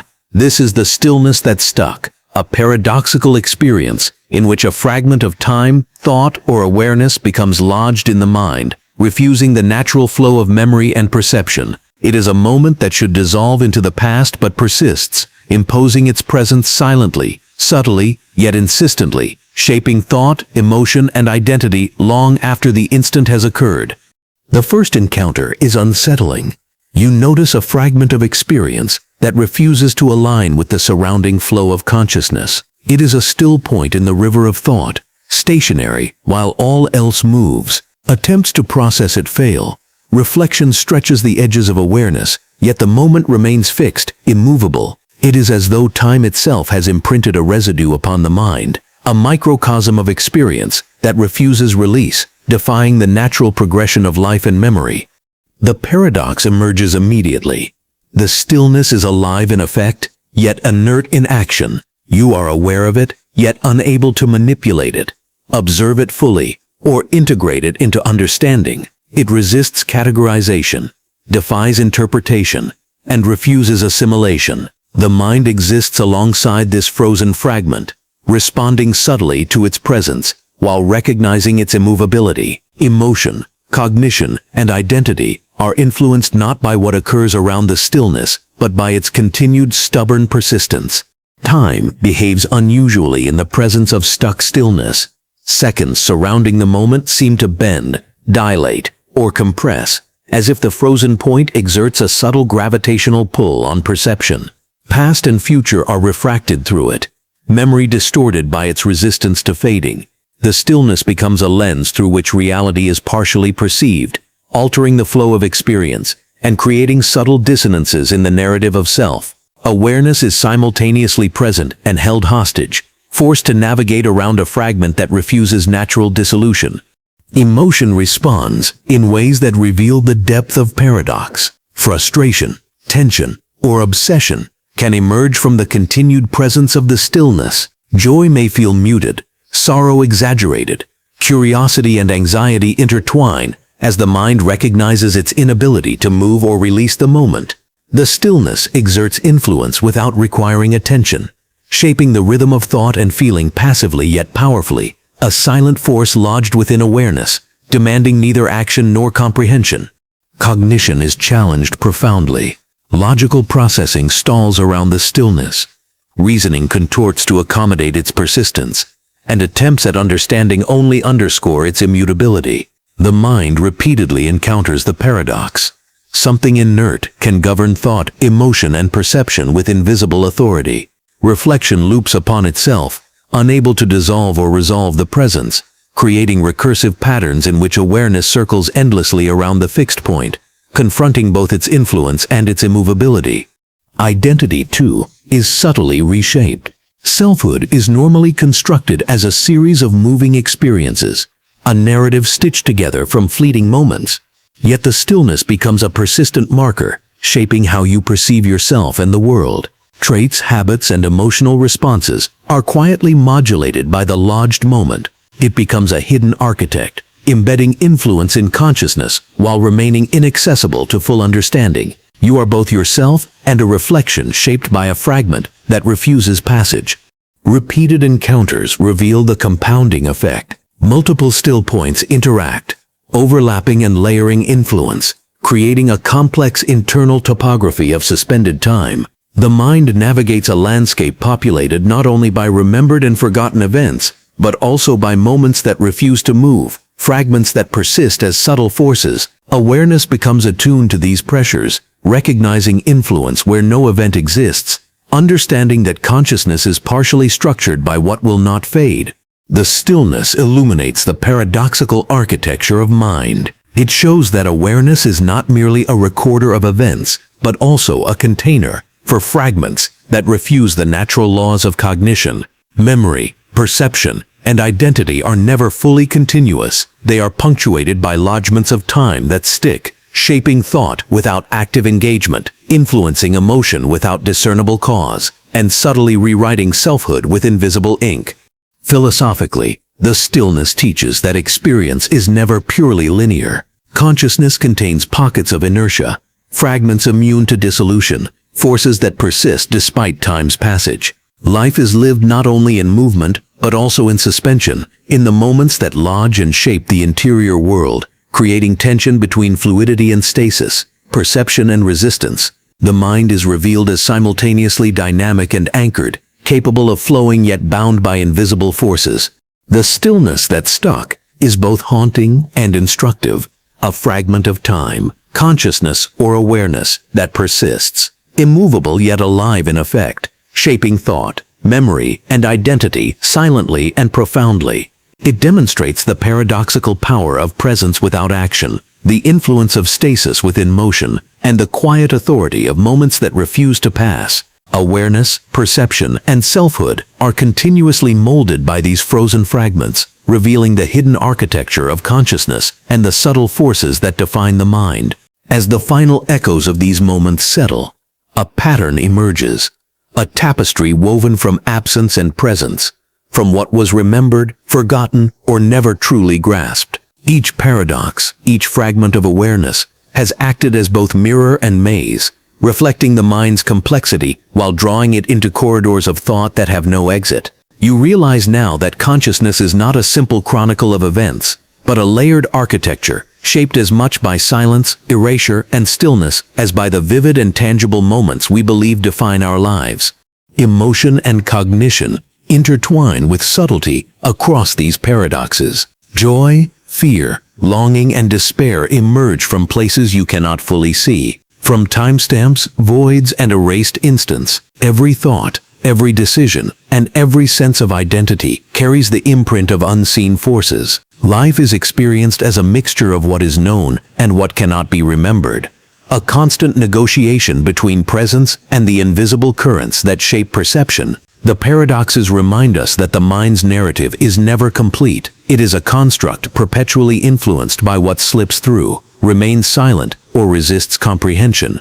The mind reveals itself as a landscape where invisible forces govern behavior, memory, and identity. The forgotten moment's shadow, the echo without origin, the memory loop illusion, and all the subsequent paradoxes are markers of this hidden geography. Terrains where perception falters, memory distorts, and time bends. Each section has exposed the fragile scaffolding of selfhood, the limits of awareness, and the persistent influence of that which eludes recognition. You have traversed realms where the mind acts without knowing why, remembers without recalling, and exists simultaneously in presence and absence. Yet in this darkness lies revelation. Awareness of these paradoxes is itself a form of insight, a recognition that life is simultaneously ordered and chaotic, predictable and unknowable. The mind's limitations are not failures but features, illustrating that consciousness is a dance between what is grasped and what is elusive, between clarity and the shadows where meaning hides. To traverse these paradoxes is to glimpse the architecture of thought, to witness the scaffolding of identity, and to confront the spaces where reality, memory, and self intersect in unexpected ways. Finally, the journey leaves an enduring question. If life is shaped as much by absence as presence, by erased moments as recorded ones, by stillness as movement, then who or what truly directs the self? The paradoxes do not offer answers, nor were they ever meant to. They are invitations to inhabit uncertainty, to sit with the tension between understanding and mystery, to navigate existence knowing that some forces will always remain invisible. The mind is vast, layered, and ungraspable in its entirety, and these paradoxes are proof of the hidden worlds it contains. You emerge changed. Though subtly, consciousness feels both heavier and more fluid, aware of the silent imprints, the erasures, and the stillness that have always been part of its architecture. Life is not only a collection of remembered experiences, but also a mosaic of unseen influences, invisible currents, and moments that linger beyond comprehension. To dwell in this awareness is to acknowledge the depth of mind, the paradoxical nature of self, and the unending mystery that defines the interior landscape of human existence.